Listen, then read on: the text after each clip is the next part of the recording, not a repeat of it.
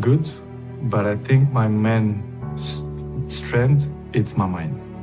I think it's my strongest point, it's my mind. Pierce, the numbers, they don't lie. If you see during the last 15 years, my level is always kind of the same. So effort, dedication, work hard, because the talent is not enough anymore. And if you don't dedicate it 100%, you're not gonna reach the level that you want. For example, you arrive home, you had a lunch, you do it a quick nap, and you wake up, you play with your kids, but it's part of my sacrifice, my obsession to win, to have success. You know, when I say success, my sacrifice, my obsession for that. To win. Talent is not enough. You have to. I dedicate myself so much. When I say this is part of me. Records is part of me. I don't follow the record. The records follow me. Which is different. Are you addicted to winning? Yes, I am. I'm addicted. I don't follow the record. That's the thing that really drives me. Yes, I think so. Are you addicted? I think it's not something bad. I think it's good. It motivates me. Really drives me. Yes, and I have to go to the gym. At least 30-40 minutes, but this will make the difference in the end of the day, you understand?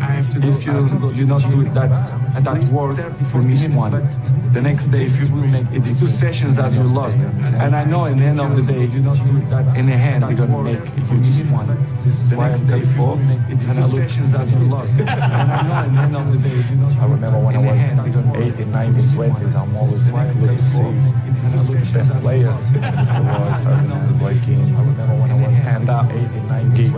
This is why I am the successful that I have and longevity, because I take care of my body, my mentality, my head, because I see these guys and I learn from them that I have and longevity. When you try and give advice to these young people, what do you say to them? Because I see you try and guide them to be like? I think the best advice, I'm not the kind of guy who like to give advice. I prefer to be as example. Because I'm an example. I'm there every morning and do the same stuff as example. Probably the first ones to arrive and the last one to go out. I think every morning the details speak for themselves. So mentioned a few interesting words there. System, which is on the page. You also said mentality. How crucial is that? Can you be successful if the mentality is important? Words there. System. I think it's the main point. You also said mentality. I'm always speak with my friends and we have a chat about football, the games, and they all speak about the system, but the system is useful if the mentality it's not there in the pitch. This is why I say we have a long way to improve, because for me the most important thing is for you to look yourself and say I can do it better. I can help the team much more. The system is important. Yes, it's important. Everything is important. The small details make the huge difference in the end of the day. But for me, the most important thing is the mentality. Yes, it's important for you to help the team, the right mentality, self-talk positive. I think it's all the details depend on you, not the coaches, the fans, the press. Depends on you. If you are proud of yourself and you have some dignity, I think you have to do it much more. Depends on you. This is why as people know, I'm a challenging person. I like to challenge much more. First of all, myself, not. I think it's the most important. As people know, I'm a challenging person. I like to It's great. This is giving me motivation to still work hard and better in my job. But I have to say, to be in my shoes is not easy, and but I'm not complaining. I just want to say that I feel happy. All this happened because the reason is I just want to say I'm unbelievable inside the field. This is why the people have so much interest on me, because the reason is the league. To win the league, it's a marathon. It's not a sprint, 100-meter sprint. You have to be consistent. The best players always follow the best players. They want to be in the top of the game because they are the ones that are there. You cannot rest or sleep because they are the ones who can pass you. Of course we fight with everyone. Messi, with Lewandowski, with Higuain, with the top of the best players in the world. So cooperation is healthy, and we fight, to be the best. This is why it's my main point, it's my motivation, it's to be better than them, year after year. In my opinion, the main point is you should come from inside. You should be. Is there anything that Lionel Messi is better than you and It's opinion. I respect your opinion. Maybe in your opinion, Messi is better than me, but in my mind, I'm better than him. Is that rivalry a good thing? For me, rivalry don't exist. The meaning of this word is not don't exist. Rivals is in a war. This is we have a hard rival. Here in football, no, it's just a game.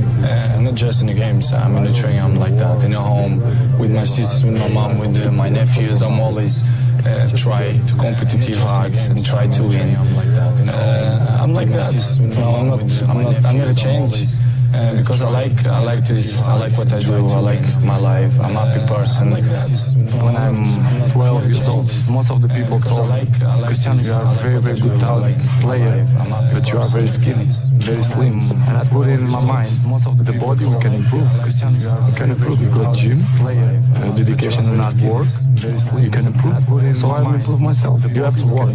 I try to do it almost every day. This is why I'm in a top level many years. So I will improve myself. You have to work. Because I do it extra outside the pitch. Because I really like to put myself in the pressure to see what I can do. Because maybe sometimes like to put myself. I agree. Maybe I have a bad image in the pitch because I'm too serious. I take serious. I agree. But if you really know me, if you are my friend, if you live inside my house, if you share the day with me, you will know that I hate to lose. The people who call me arrogant, most of them, I like to, one day to sit with them and to have a chat with them to see which way they see that I am arrogant, because I think they have to sit with me, to speak with me, to know who is real Cristiano. What's your secret? Because you're showing no signs of slowing down. No secrets, don't exist secrets. The secret is dedication and hard work.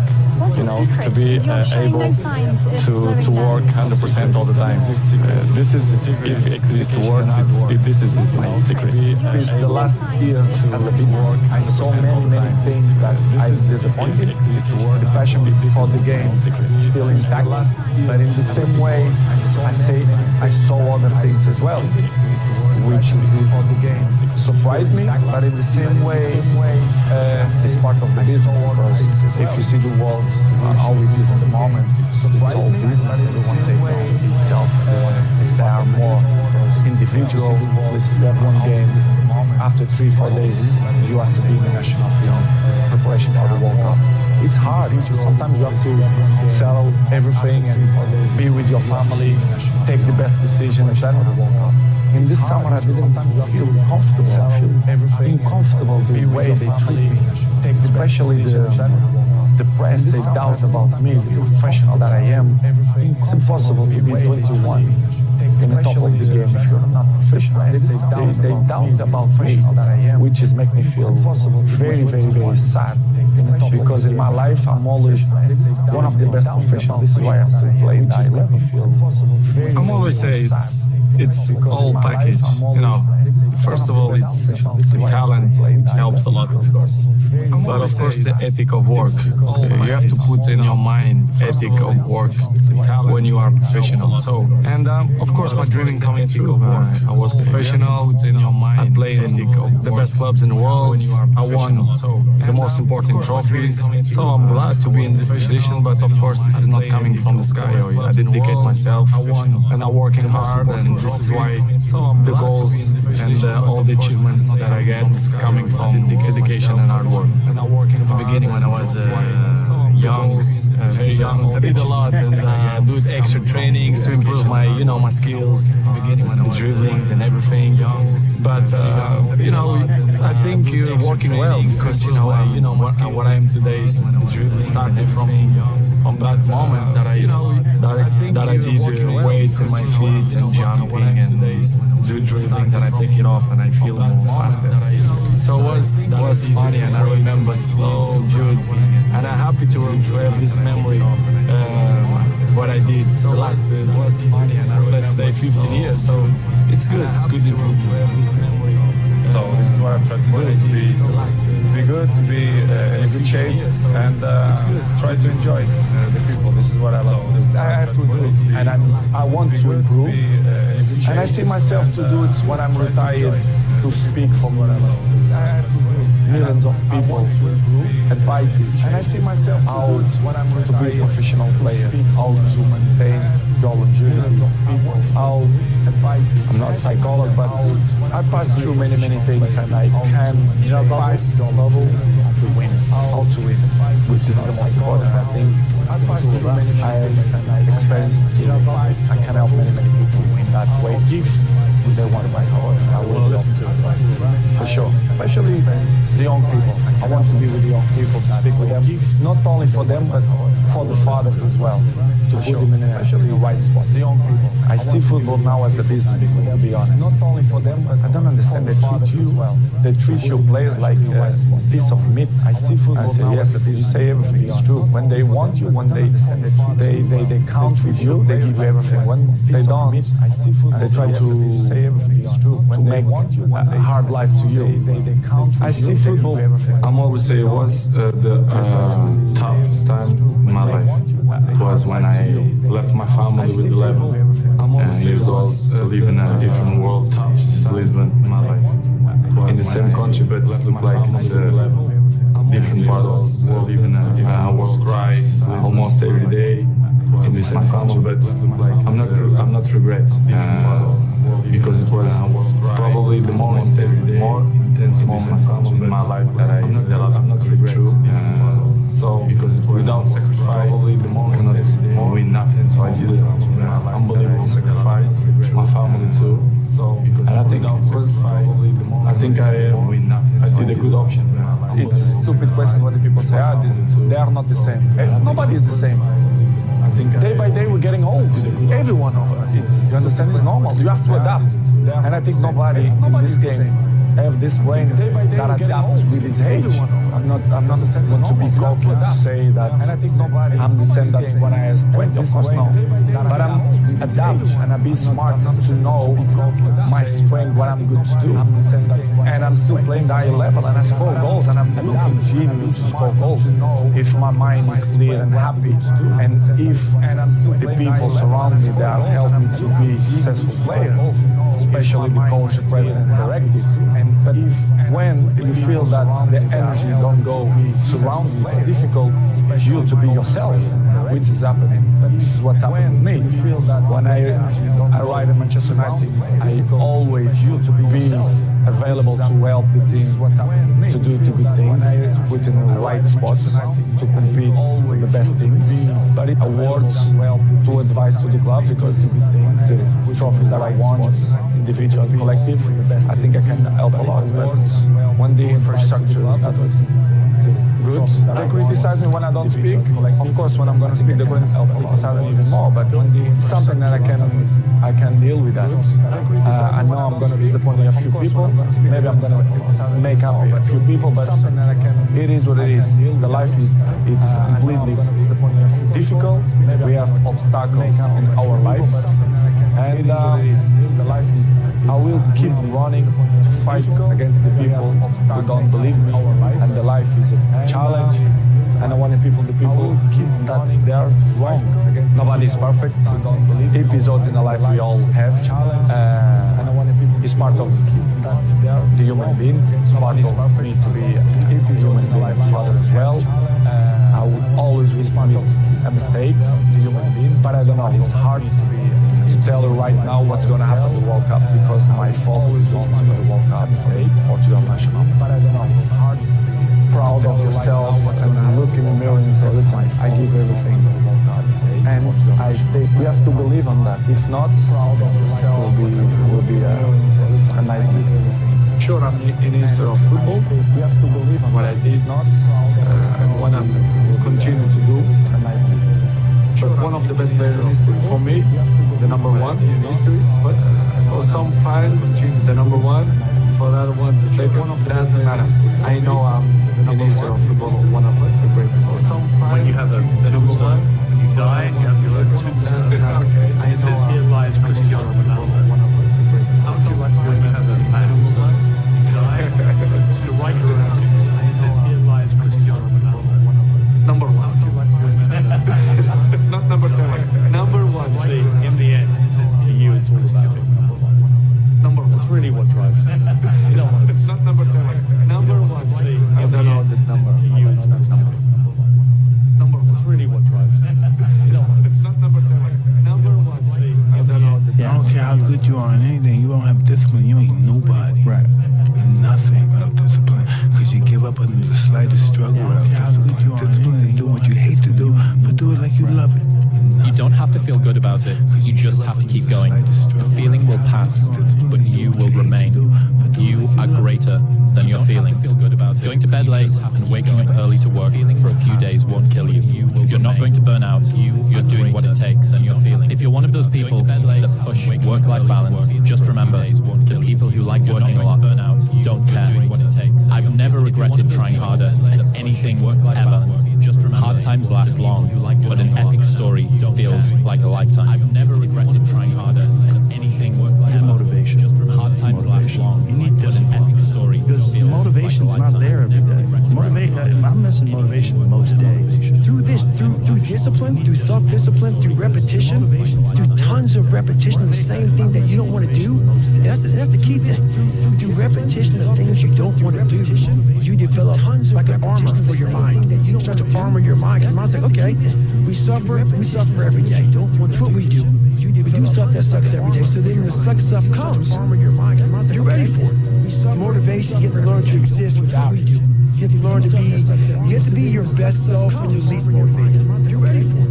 And that's the tricky part about all that. Motivation is just a word. You have to have these different things in your mind on where you want to go. And know that motivation is not going to get me there. Because I'm not going to always be motivated. Discipline can seem like it's your worst enemy. Discipline, but the reality is, discipline is your best friend. Worst enemy will take care of you like nothing else can. And it'll put you on that path. Is your best friend. Worst enemy will take care of the path to strength and health and intelligence and happiness. Same goes for discipline. Doing the thing in spite of not wanting to do the thing is discipline, right? You don't need motivation to get yourself up to go and do the thing. Doing the thing in spite of make the promises, do the thing, build it up step by step. Know that you are going to have setbacks. A habit missed once is a mistake. A habit missed twice makes the start of a new habit. Build it up step by step. Never miss 2 days in a row. You are going to have setbacks. Where I find my strength at, where I get my strength. I get it from a lot of places, but right now this morning, I'm getting it from there's not a motherfucker that's up. There's not a car, there's not a person. Everybody's in their bed, sleep, dreading that it's a Monday.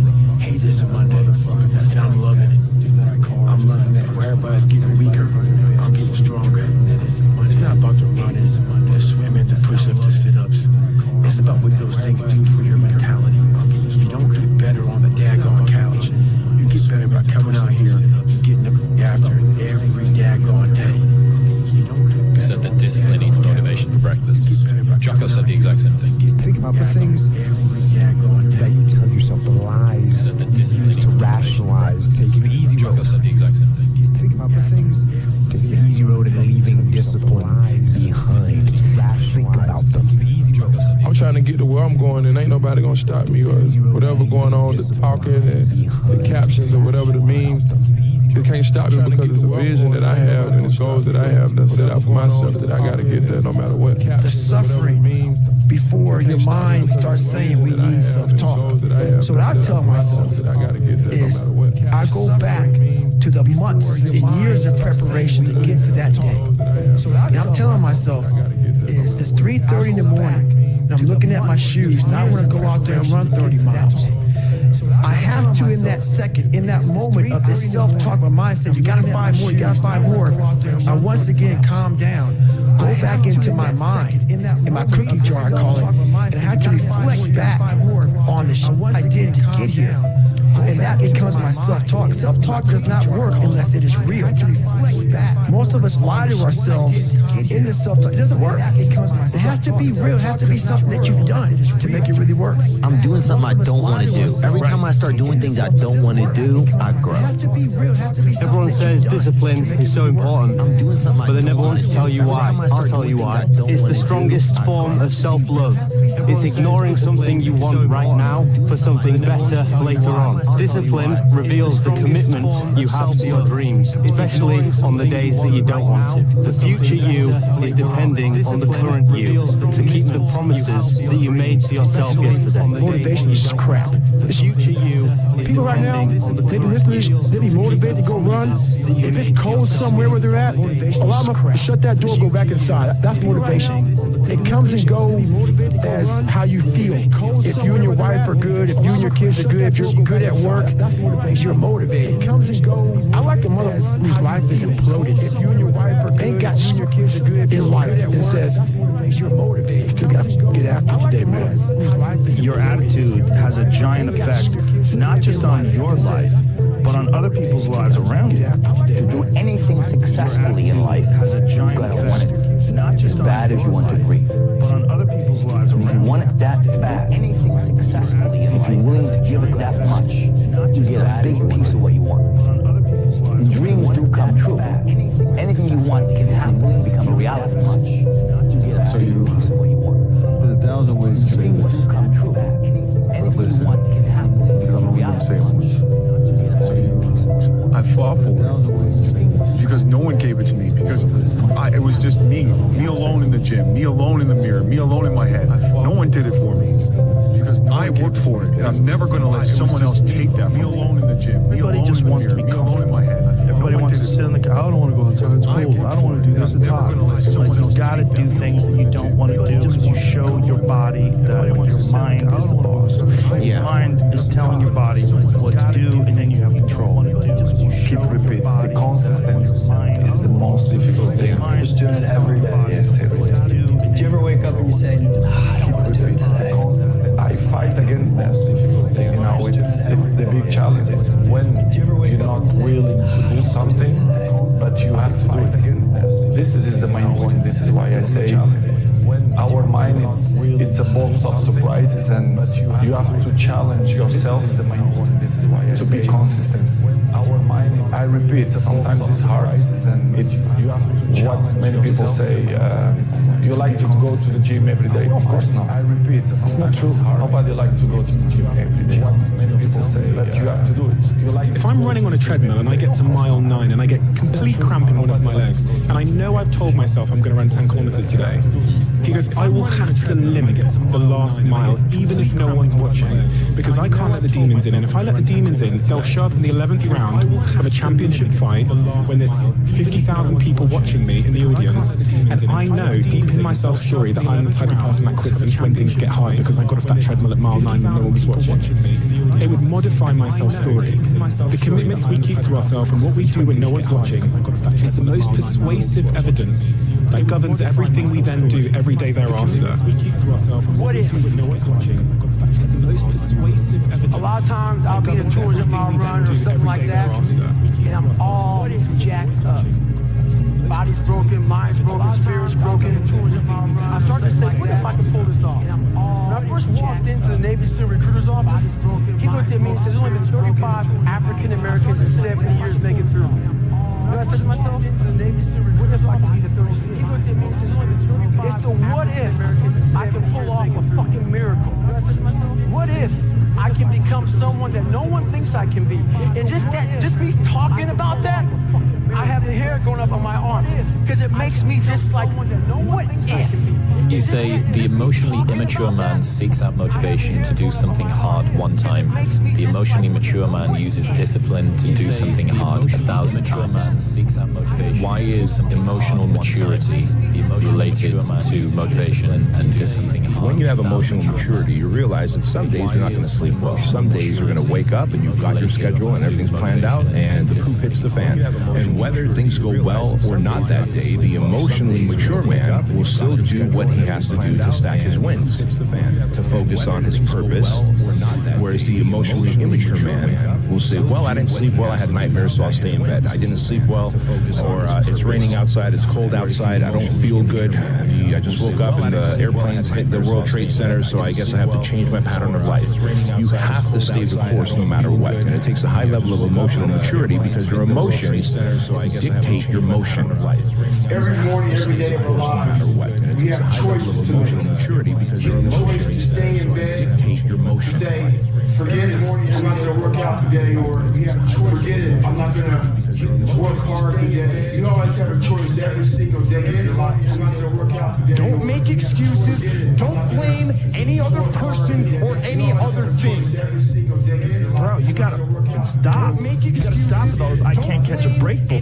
All the time you're complaining, you could be instead hustling. You could be instead chasing your dreams. You could be instead figuring out what you're doing wrong, trying to improve certain aspects of your life, getting your together, reading a book, meditating, something. You could be something. But this I can't catch a break is not helping anybody, and it pushes everybody away from you. Yeah, look at it as a something. You could be something. Like a rock, and you find this rock, and the rock is you. And every day you fight, not wanting to get up, and you do anyway. You chip another piece off that rock, and every day you eat the right foods, and every day you go to train, you train harder and harder and harder and harder. And you get up earlier, and all these things you do to start forming yourself. You're chipping another piece of that rock off before you know it. You have this beautiful, all these things, piece of artwork that's built. You got to do something to get control of your brain, of your mind. You got to check yourself.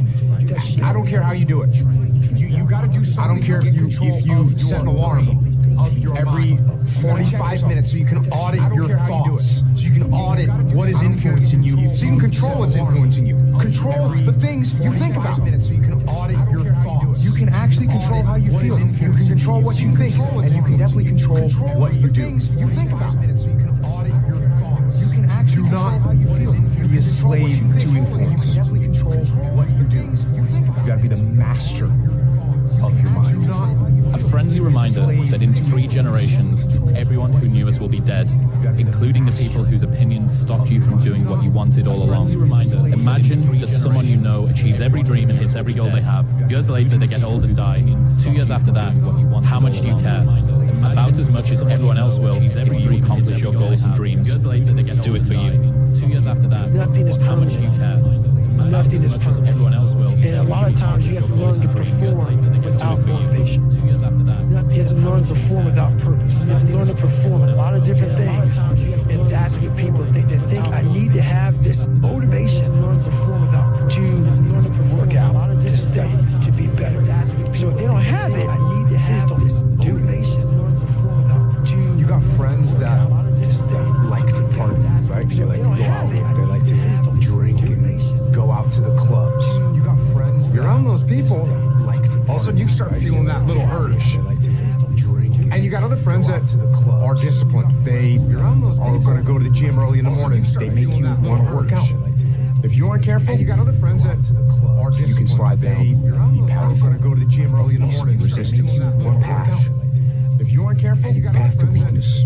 You can slide. You have that kind of attitude. The car's repossessed. Nobody believes in you. You've lost again and again and again. The lights are cut off, but you're still looking at your dream, reviewing it every day, and say to yourself, "It's not over until I win." But you're still looking at your dream. You have to learn how to get up and do. You ain't got no fucking 5K, no 10K, nothing. Nothing exists. Your life sucks. You're in the dungeon. But guess what? I'm still going to get it. When all of that noise is gone, it's quiet, and it's you against you, and now all those endorphins are gone. And I promise you, man, by getting up early and getting after it to go lose weight and study harder, guess what? And now it's a lot harder now. That repetition becomes a lot harder now. The most important question to ask is, what pain do you want in your life? What are you willing to struggle for? Anything worthwhile is going to require some degree of pain and struggle. So, if you're oriented toward the pain and the struggle, you're probably going to be more aligned with what you're capable of accomplishing rather than if you just orient toward the pleasure. It's easy to get. Hell yeah. It's the easiest thing in the world to do. All right, man, I'm done. I ain't going. I ain't going to keep going. I don't feel like going to work. I'm done. Yeah, it's easy. It's very easy in the world. But what's hard is going, yo, yesterday I got nothing from working hard. Nothing happened for me. But I'm going to do the same thing again today. But I'm going to try yesterday. That's the hardest thing in the world. To get up every day and give 100% and be in the same position that you were each day, but mentally know that you're trying and trying and trying. That's a real grind. I want to be uncommon amongst uncommon people.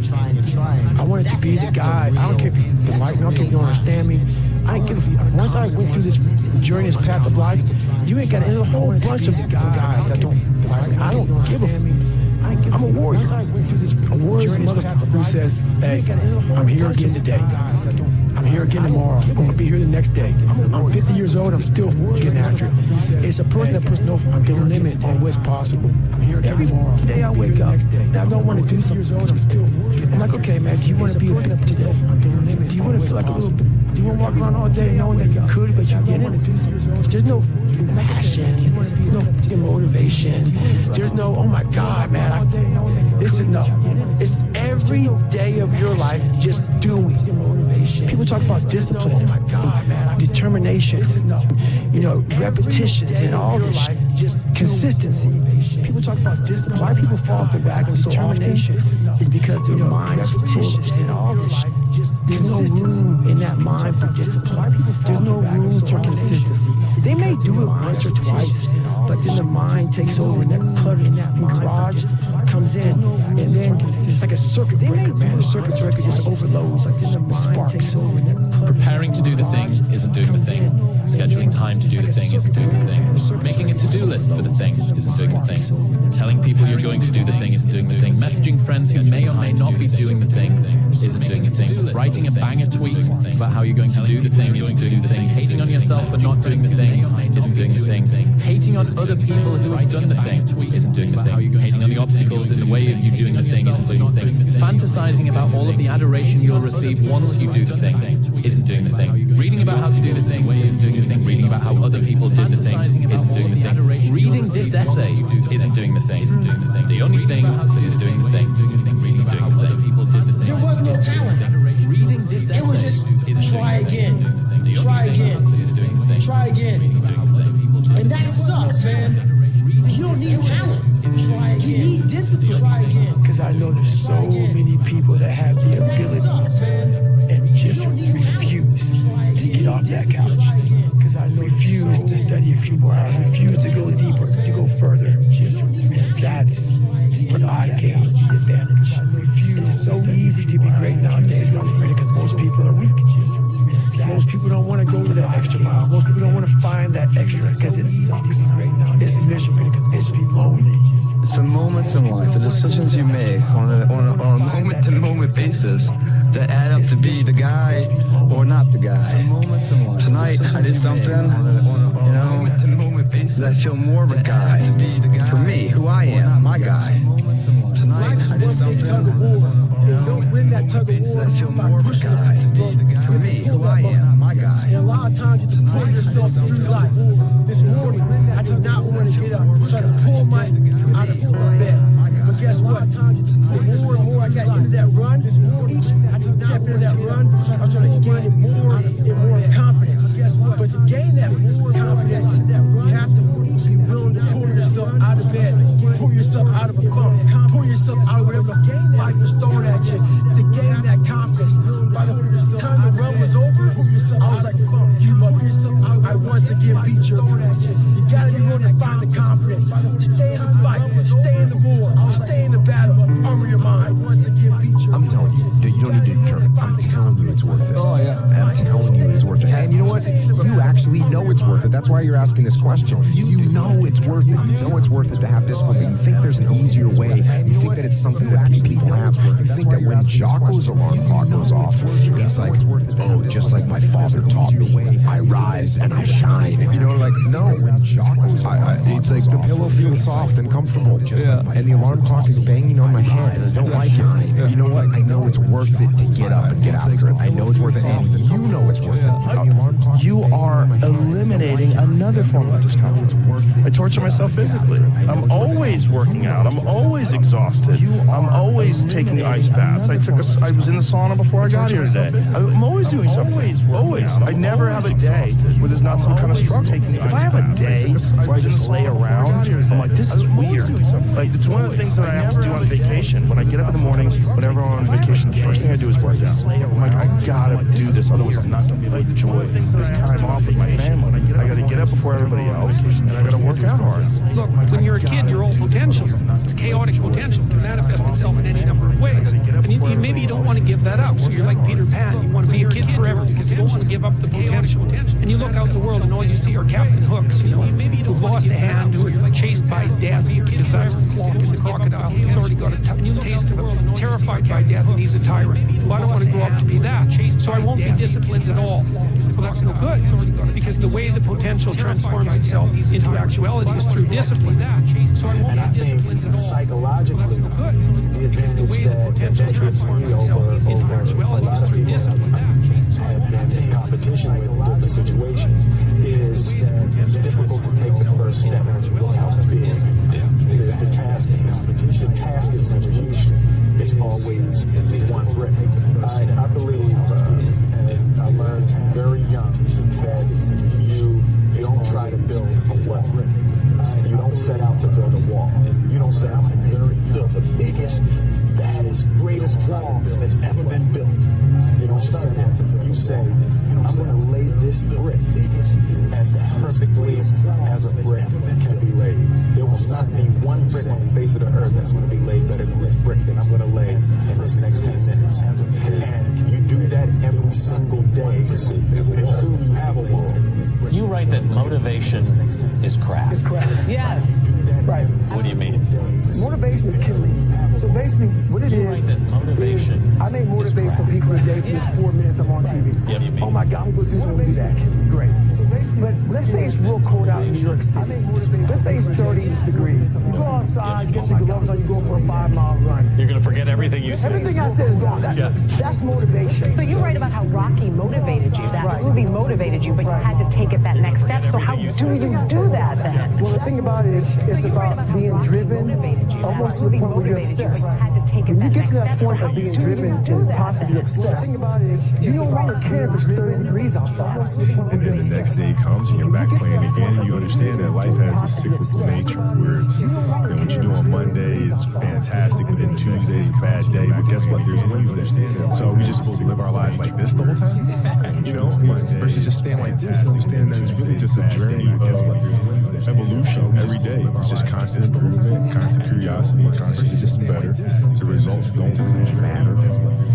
It's figuring out, it's just constant that matter.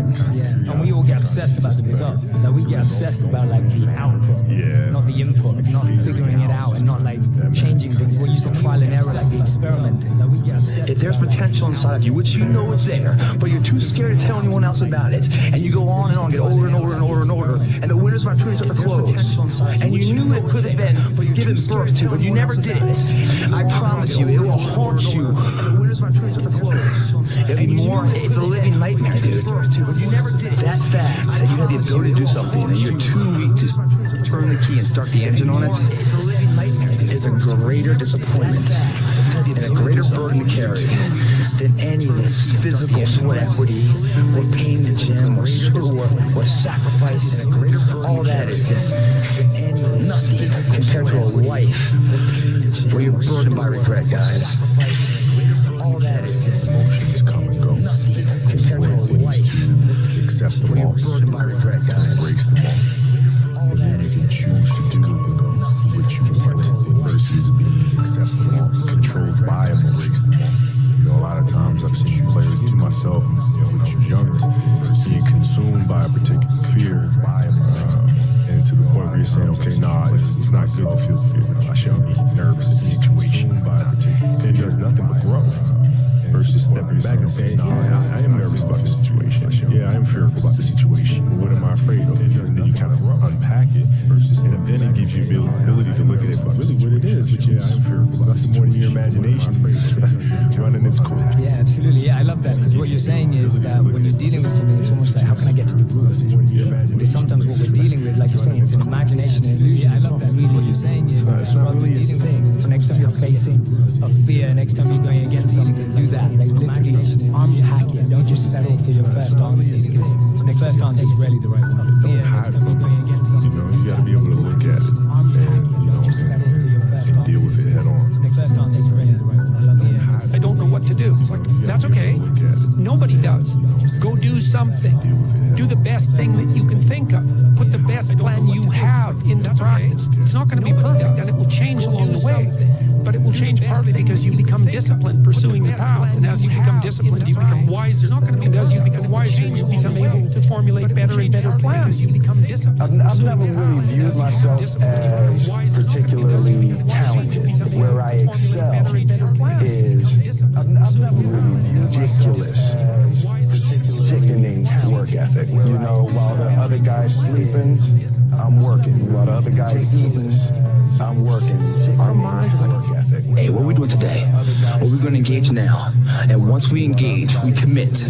There's no half commitment, there's no quarter commitment, there's no three-quarter. It's full commitment. Once we engage, and it's every day we engage, we commit, because that's the better life. And the people you will surround yourself are like-minded, and they're better friends. Friends and family for life, man. They have your back. They're solid individuals, doing solid tasks, leaving a solid impact of legacy for other people. That's a solid life, man. It's your option. Doing solid tasks, leaving a solid impact of legacy for other people. There's no easy way around it. No matter how talented you are, your talent is going to fail you if you're not skilled. You know, if you don't study, if you don't work really hard and dedicate yourself to being better every single day. Effort, dedication, work hard, because the talent is not enough. Dedicate yourself to being better every single day. 100% effort, you're not gonna reach the level that you want. For example, you arrive home, you had a lunch, you do it a quick nap, and you wake up, you play with your kids. For example, I have to go to the gym at least 30-40 minutes, but this will make the difference at the end of the day. You understand? If you do not do that work for this one, the next day it's 2 sessions that you lost. And I know at the end of the day, in the hand they're gonna make if you miss one. The next day it's 2 sessions that you lost. And I know at the end of the day, whatever reason, in the hand they're gonna make. He wanted to move wall on the front of his shop. So he tore down probably about 16 feet high and probably about 30 feet long. He just completely tore the wall down. And my brother and I had to take a 6-foot hole for the foundation. We would mix the concrete by hand. And my brother and I had to take a year and a half. We were building this wall for a year and a half. Every day after school, we would come and mix some concrete, put it in the hole, doing it. And it was just myself and my little brother. And I remember standing back, looking at that wall, saying, there's going to be a hole here forever. A year and a half later, we laid the final brick. And my father stood back with my brother and I know he planned this. He says he didn't, but I know he had been planning this and writing this for the past 2 years. But we stood back, we looked at the wall, and looked at me and my brother and said, don't y'all never tell me that you can't do something. And walked into the shop. Because you have to want it. You have to want to be better. A few months ago, I said that I believe that because you have to want it. I could be the president of the United States. And I think as I've had a chance to intellectualize why I said that. And I think that there's a certain delusional quality that all successful people have to have. You have to believe that something different can happen. So close to 3 in the morning right now. You know, the thing is, man, it's always going to be a party. There's always going to be a time to celebrate, and a time to join friends, and a day to... The bars are always open. Always open. Time to celebrate. No matter how old you are, they're always open. Join friends, and what's not always open, the bars are always open. Always open. To check the box in life. Always open. You know, achieve your dreams. That's not always open. Our greatness is not this Check the box in life. wonderful, Achieve your dreams. That's not always open.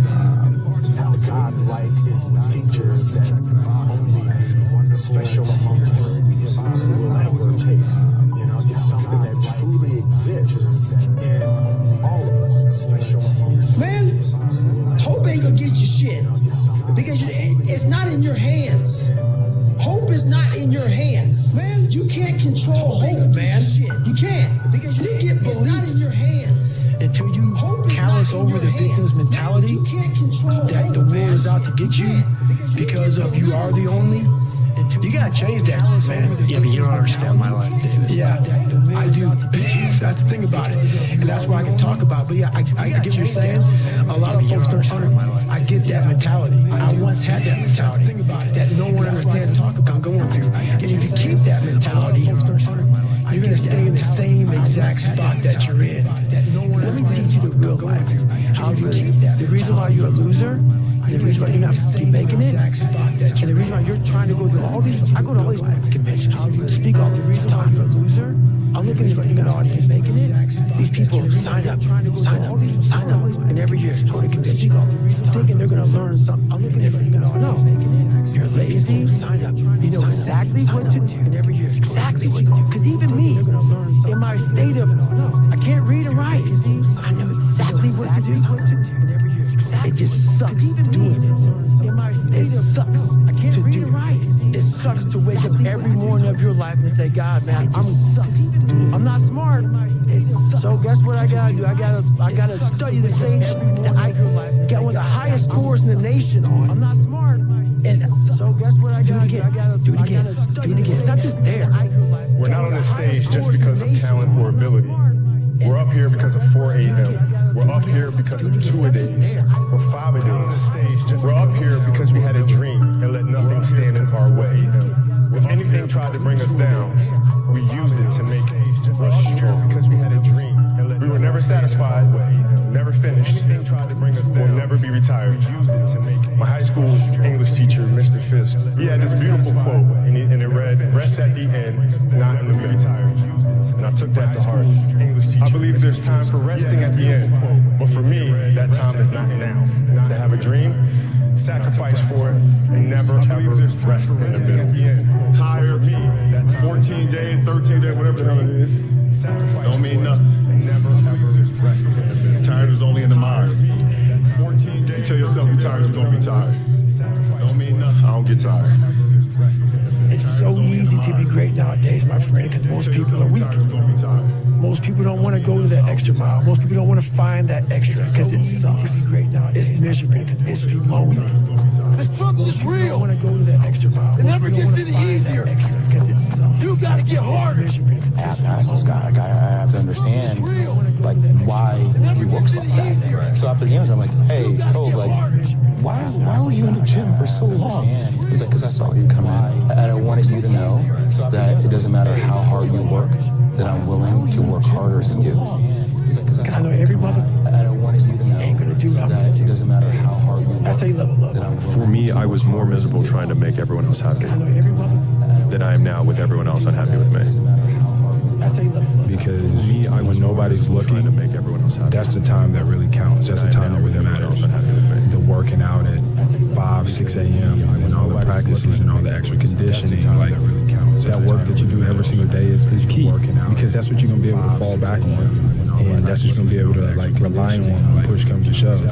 If a person would sit down and let their body relax, totally relax, and then start to visualize in their mind, see themselves the way they want to see themselves. Totally relax. Write out a description of how you'd like to see yourself. Start to read it, and read it, and read it, and read it every day. Carry it around, keep reading it. perception of how you'd like to see yourself. The one point that all the great teachers, all down through history, have all agreed on, they've been in complete unanimous agreement on it. We become what we think about. Now, it may be fantasy at first, it might even appear to us as being a lie. But if you read it often enough, you'll start to believe it. And when William James says, believe and your belief will create fact, you will see the person's personality change. I watch people in the seminars, personality change right in front of my eyes. And all they're doing is starting to see themselves differently, starting to think differently. This next generation is just such a group of boys, man. I just, for the small group of savages out there, next generation, I'll just kids right over, man. Run them all. That was always my mentality. Nobody's ever going to outwork me. So it should be yours. You out there that are listening right now, there's never been more opportunity than there is today. Getting up at 4 o'clock in the morning every day before anybody else and grounding my thought process is in the no one will outwork me. No one before anybody else will outwork me. And grounding my thought process is in the no one will outwork. 2 hands. Put in the work. I'm already working all of the hours that I'm awake, and I've already given up Saturdays. So the only thing that I have left is all of like Sundays and evenings, and I am no longer going to be Saturdays watching any football, and I'm no longer going to have Netflix evenings at all. That's what I'm sacrificing. And I think a lot of people create these to-do lists when, in my experience, it's been so much more useful to write down all the things that I'm willing to sacrifice. Because if you sacrifice everything, there's nothing left than to do with the one thing that matters. I discovered work ethic and how far I could push myself, and I discovered one immutable truth. I could get so good that people would be terrified to lose me. And in fact, Kobe has a quote that's even better, which is, "Blues don't block dunks." You can get so good people can't stop you. You can go back to that moment. And in fact, Kobe has a quote that's even better, which is, just not be afraid. Just you can get so good people can't stop you. Just recognize that look, whatever could be out there, I could have it. A warrior's not always that. A warrior's a who says, hey, I'm here again today. I'm here again tomorrow. I'm going to be here the next day. I'm 50 years old. I'm still working after it. It's a person that puts no limit on what's possible. I'm here again. There's no excuse for not being the hardest worker. Yeah, someone might be bigger, stronger, faster, or quicker, younger, whatever else. But there is no excuse to not be the hardest team worker. And when you believe that you have the ability to do something, that the life that you're living right now is going down this direction, you can hate where it is. There is nothing else to do but to change direction. A belief that I cannot go that way anymore. I gotta go this way. You can hate where it is. And what do you have to lose? You know the outcome if you continue the same shit. Why not just commit one time in your life to something? See what happens. There are no losers. You continue the same shit.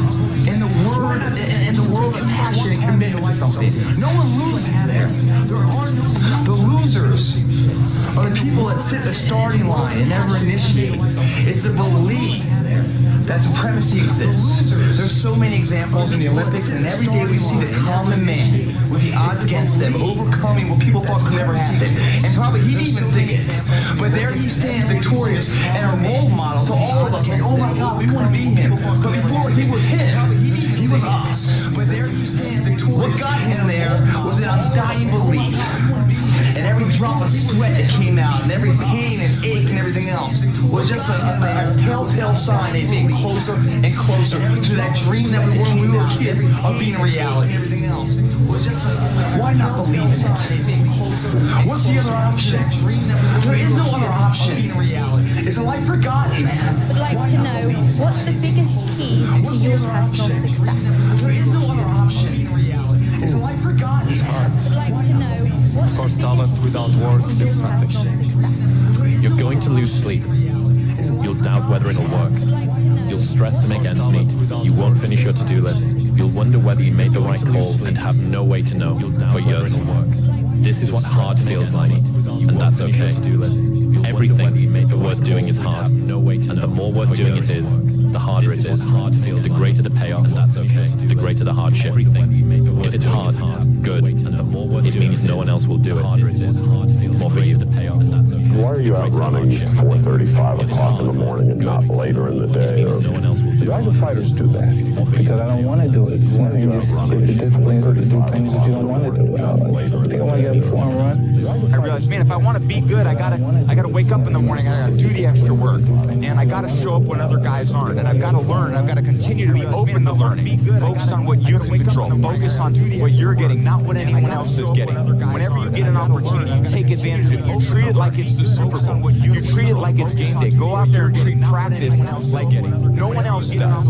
You have no idea how great you really are. Because you are using such minimal of what you have. So in this job, you're looking for cockroaches, looking for rodents and stuff like that. This next morning or this next night, I went to work and I don't like cockroaches too much. I hit the mother load of cockroaches. And this restaurant got full of cockroaches and rodents and everything else. And I sat there and said, this is my life. I said, this is my life. You are exactly who I got full of cockroaches. This is it. And everything else. And I said, this ain't gonna be it. This is my life. So in that restaurant, I quit my job, left my canister in that restaurant, my spray canister, got back in my Ecolab truck, and I went home. And I started working out like somebody. I became the most obsessed person on the planet Earth. And I went home. Work like hell. I mean, just have to put in, 80 hours, 80 to 100 hour weeks every week. And just work. All those things are pretty the odds of success. Put in, 80 hours. I mean, if other people are putting in 40-hour work weeks and you're putting in 100-hour work weeks, then even if you're doing the same thing, you know that you will achieve in 4 months what it takes then a year to achieve. If you have one good day where you eat clean, you drink a lot of water, and you, like you did, you got that day, you woke up, you put your shoes on, you went for a run, you worked out in your driveway, you got a good day. That's sometimes all you need to do and decide, this is what I do from now on. I have good days. Tomorrow's going to be another good day, and then I'm going to force myself into another good day. And the next thing you know, I've got some momentum. My legs were all beat down, one was me tired, feel like tomorrow's going to be another guess good day, what? and then I'm going to force myself into How another about good day. days off? One day, but not today. Hang on a second, man. You can achieve the absolute impossible. You don't need great parents. You don't need like a private school. You don't need to have this humongous GPA and all this other shit. What you need is the one thing I talked about in my book, which is straight up brutal work ethic. You have to be willing to outwork everybody in the world. Straight up. From the social group I had before I quit my job, before going all the way like to ground zero to today, I talked to no one from that time in my life before I quit my job compared to today. And I was absolutely miserable and unhappy and unfulfilled. And I would say that the majority of those people probably don't like him today because I changed. I didn't do what I was supposed to do. He thinks he's so fancy now, etc., etc. And I think I'm just okay with that. And so I think coming to terms with the idea that I could be absolutely rejected by everyone I know, I think I'm just, but like me, I was more okay with that because the alternative was I didn't want to live anymore. And so obviously there's degrees and there's continuums and there's stages of where people are at with that. But as that being the taken to its logical extreme, would I rather live for them than live for me? I would rather be hated by everyone who like that. But as that being everyone does a few reps when the burn starts. No one goes the extra mile and keeps going. Like no one's in here right now. Well, it's Saturday evening, everyone's want to party, no one's in here. It's me. You know, no one goes the extra mile. The thing about traffic jams, guys. It's Saturday evening, everyone's want to party, no one's in here. There are no traffic jams in the last mile race. It's just you and your shadow. In the beginning, everybody's there. All the pretenders and the contenders. They're all there. But the last, in the beginning, yard of life. The last mile of journey. Ain't nobody but you and your shadow. Traffic jams don't exist that far. Because everyone else is already giving up. That's what I like too, the mental concept. I'm going that far. I love the physical high of the burn being released. I love the mental high that I can improve myself. I love the mentality that I'm beating my competitors silently when they don't even know it. They're out partying, I'm out here getting ahead. I'm not mentality. Smart. Beating my competitors. I'm not talented. They're out partying, I'm out here getting ahead. To do that. Some people are smart. Some people can start at 1. Some people don't have to start at all. If you lack talent, you can't sit back and say, some people can start at 1. I start in half an hour. I can't do that. I gotta start now. I think it's really profound in terms of how quickly people move through life, in terms of achieving the goals that they set out. Because people are like, how is that guy so young and he's achieved X, Y, and Z? It's like, well, what takes you a month to make a decision in terms of achieving, we make it an hour. And then the next hour, I make another decision that takes you your next month. And so like, that's how you can go 30 times or 100 times faster than the quote average person who's overweight, has $1,000 in their bank account, you know, and is going to die at 70. And then after I get back from starting, I gotta start again. And when I get done with that run or that study session, if it wasn't good enough, I gotta go back again. Because repetition is what taught me. And when I get done with that run or that, so you can honestly outwork anything. Reminder that if you want to be exceptional, you're going to be different from everyone else. That's what makes you exceptional. You can't fit in and also be exceptional. Both have discomfort. When you fit in, you have internal conflict. That's because you're not being 100% you. When you're exceptional, you have external conflict because everyone sees you as different. You have internal conflict. Pick one. When your friends start to say, you've changed, remember, it's because they don't know how to say, you've grown. Pick one. When your friends I'd say just listen to yourself. Don't listen to anybody else. Not one person, because God forbid anything went wrong. You can't blame other people and start pointing the finger. Always know that you're only to blame yourself because you made that decision. And whatever you do in life, never regret it. Never if, buts, shoulda, woulda, coulda. Do everything while you can, when you can, and leave nothing behind. Never regret it. No one's going to come to help me. No one's going to come to help me. It's me against me, period. I didn't have them or come wake me up at 3 o'clock in the fucking morning and say, hey, you got to get your shit in. I had no trainer. I didn't have a nutritionist.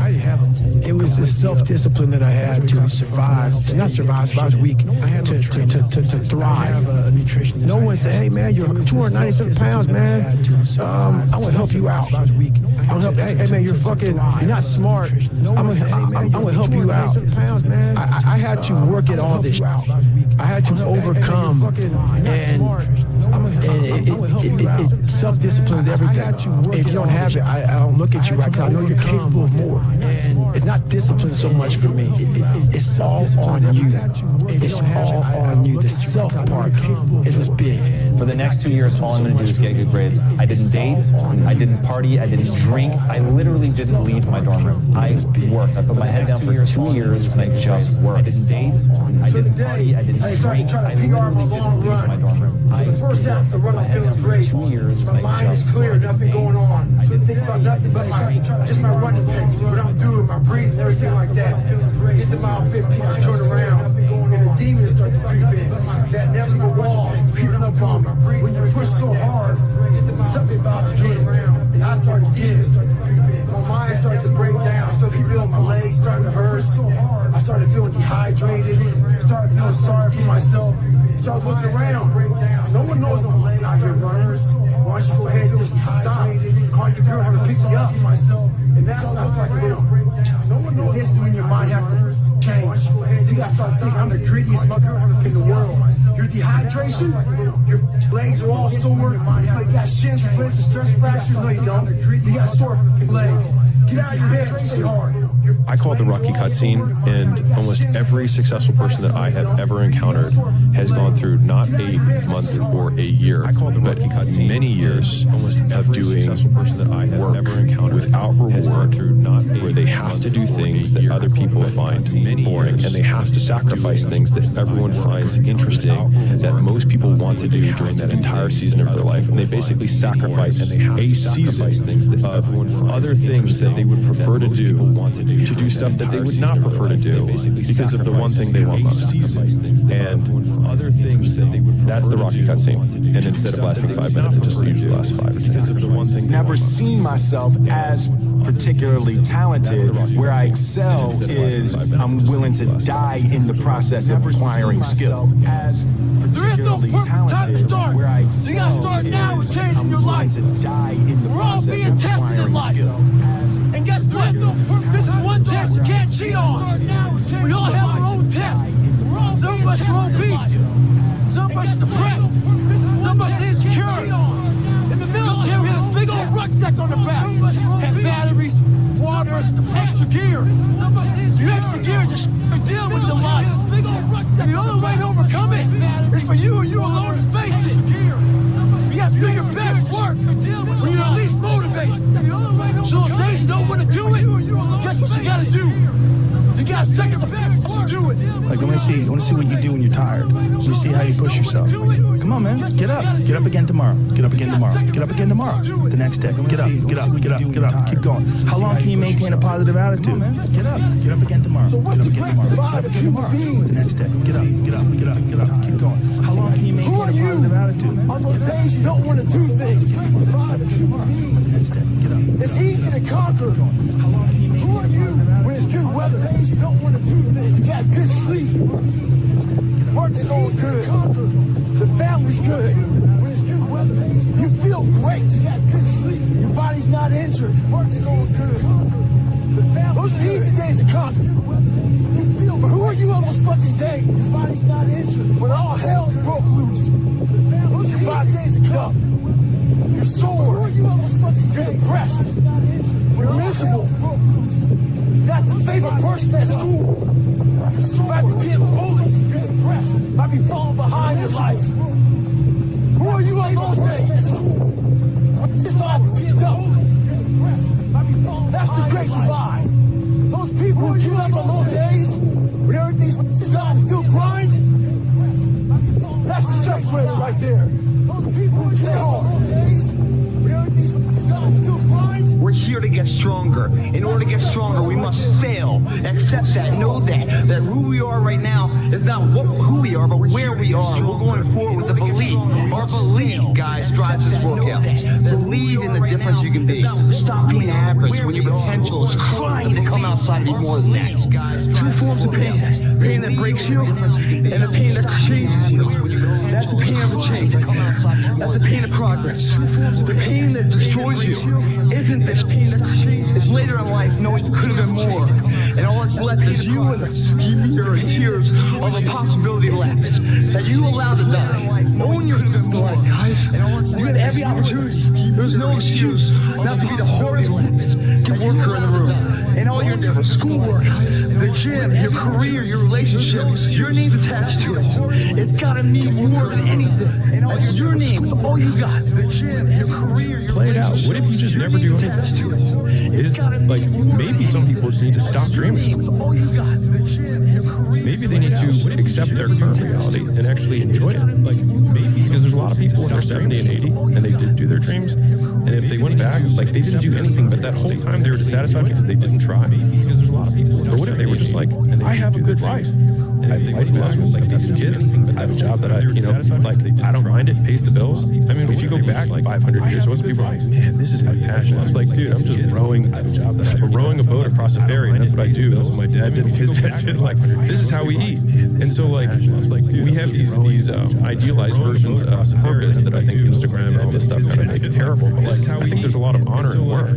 Here, and I think a lot of people fool themselves by thinking that what they do for some reason is not terrible. I think a lot of it is like the internal versus external scorecard of. I think a lot of like fool themselves. I was saying what I said earlier about like I believe these things to be true about the universe. And I think a lot of it is the internal versus external. But a lot of those are like, what do I believe about myself? Which is like I can choose to do work in this way, which then I can derive joy from. So like if I'm just shoveling shit, what do I believe about myself? I can choose to be like I will be the best shit shoveler because I believe that I will figure out how to do this more efficiently, and I will get better, and I'll have calluses on my hands, and I'll have better back, and whatever. Because I will do this well. I will figure out how to do this more efficiently, and I will. You can find joy in work if you decide to have better back, and whatever. So on one hand, if your dream causes you so much pain, then you will quit what you're doing and do it. And if it doesn't cause you enough pain that you're not pursuing it, or that you don't feel like you're in a cage causes you so much pain, then you will quit. Then maybe you're not in a cage, and maybe it just doesn't cause you enough pain. Like you have pursuing it, or that's cool. You don't feel like you're in a cage. The other thing that's so interesting about being alive is that you're all in. And maybe it just doesn't cause you enough pain. Like you have. No matter what you do, you're all in. This is going to kill you about being alive. So I think you might as well play the most magnificent game. No matter what you do, you're all in. well, your weight is going to kill you. Do you have anything better to do? Worked on my gift. I realized that all of us are born with a gift, but you gotta hone it. You know, it's just not, you're not gonna become great. You know, greatness is upon you. And I realized that my gift wasn't going to create itself. My gift wasn't going to nurture itself. My gift wasn't going to perfect itself. That was something I had to do. And so, man, before you know it, we did a video that went viral. It's got over 50 million hits to perfect itself. And we tried something I had to do. You know, very few people bet on the underdog. But if you would have, you're the one big. And that happened to be we bet on ourselves. You know, sometimes you have to let other people's dreams for your life die for yourself. And for me, it was like when I continued to every day not want to wake up, that was my wake up call. Where I was like, either I continue to live this way and not want to be alive. When I continued to every day not want to wake up, that was my wake up call. Just risk the fact that where I was like, I'll outright everybody else. And I think that like it was the hardest decision of my entire life by far. All the hard stuff, just risk the fact. Still the hardest decision. If you make all the right decisions, but you have, like, you absolutely think that it's impossible for you, but you still do the right things, you will win. So what keeps me going? I've quit several things. I know what's on the back end of you quit. Still do the right things. There's a lifetime of thinking about why I'm going. Did I do that? Several things. I know what's on the back end of Everybody's great when they're not tired. There's a lifetime. The champions is when they're tired. That's when the real champions come out. That's when the real dog come out. And if you go piss like a puppy, stay on the porch and let the big dog see. Let them on the field. Real dog come out. Have some heart. Every day is just constant improvement, constant curiosity, constantly getting better. The results don't really matter. It's the figuring out, just constant that matters. Do not give up. Do not feel like you're tired. When you tired, think of last year and think of that record.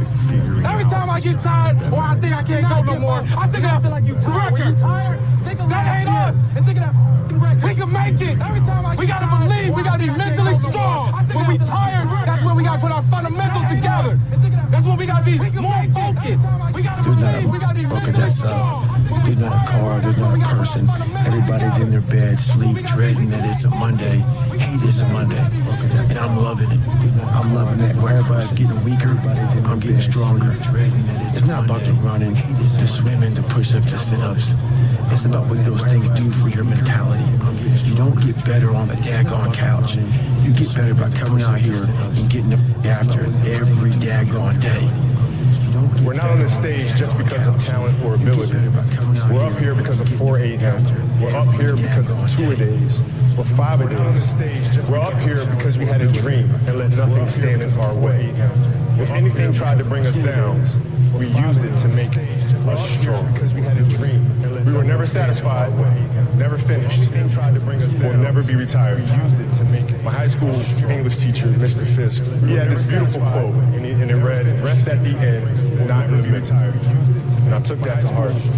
I believe there's time for resting at the end, but for me, that time is not now. To have a dream, sacrifice for it, and never ever rest in the middle. My personal goal is to squeeze every ounce of potential out of whatever I have. And I think that if you feel like you have potential left over, then it will eat you alive until you do something about it. If you haven't gotten what you want, then you're not worthy of it, period. And that's okay. Now you can admit that you suck and improve. Better to know you're bad for a season than pretend you're good for a lifetime. You're not making as much money as you want because you're not as good as you think you are. You're not struggling from imposter syndrome. You're a student and pretending to be a teacher. No students say they feel like frauds for trying to learn. You're a fraud when you get up to teach the class and you've never done it. When you push yourself that hard, you're a fraud when you get up to teach the class. you sleep easy at night. That's not because you're physically tired. It's not because physically you're worn out and you sleep easy. It's that by going, that's not because you're physical and exhausted physically. In your brain, you sleep easy. You finally rest. By going, knowing you give it your all. You have control of this. This belongs to you. You finally rest. This is yours. You're the captain. You're the master. You're the foreman. You're the general. This is yours. You're the head. You're the captain. Don't give control of master to nobody. The foreman. The harder and harder you work in here, the harder and harder it becomes. accept failure out there. Second place isn't an option anymore, guys. The harder and harder it becomes. The more you give in here, the more you get out there. Second place isn't an option anymore, guys. Why would you not want to give it at all? What else are you going to do? You come here and kill it right now? Or stay home on the couch? You know, watching the life pass by. I know it sounds like habitual what I say all the time. But sometimes you got it ingrained in your head. What else would you be doing right now? Taking the time off? Habitual what I say all the time. Taking the time to get ahead. You got it ingrained in your head. It's just, that seems so simple to me, that solution, the choice is there. If it doesn't seem so easy to you, it's because you don't believe in yourself. You believe in yourself, you want to be in here killing it.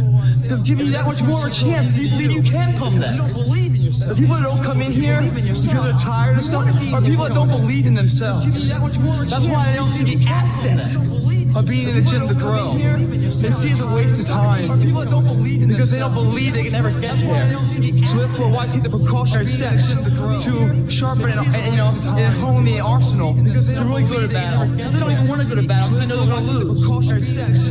You got to get real dark. You got to get downright funky if you want to make it. Now, like I was telling you before, if you want to be ordinary, you ain't even got to listen to me. Just go on about your business. Every single morning, you want a positive reinforcement or do you want a negative one to go about your day? How do you want people to see you?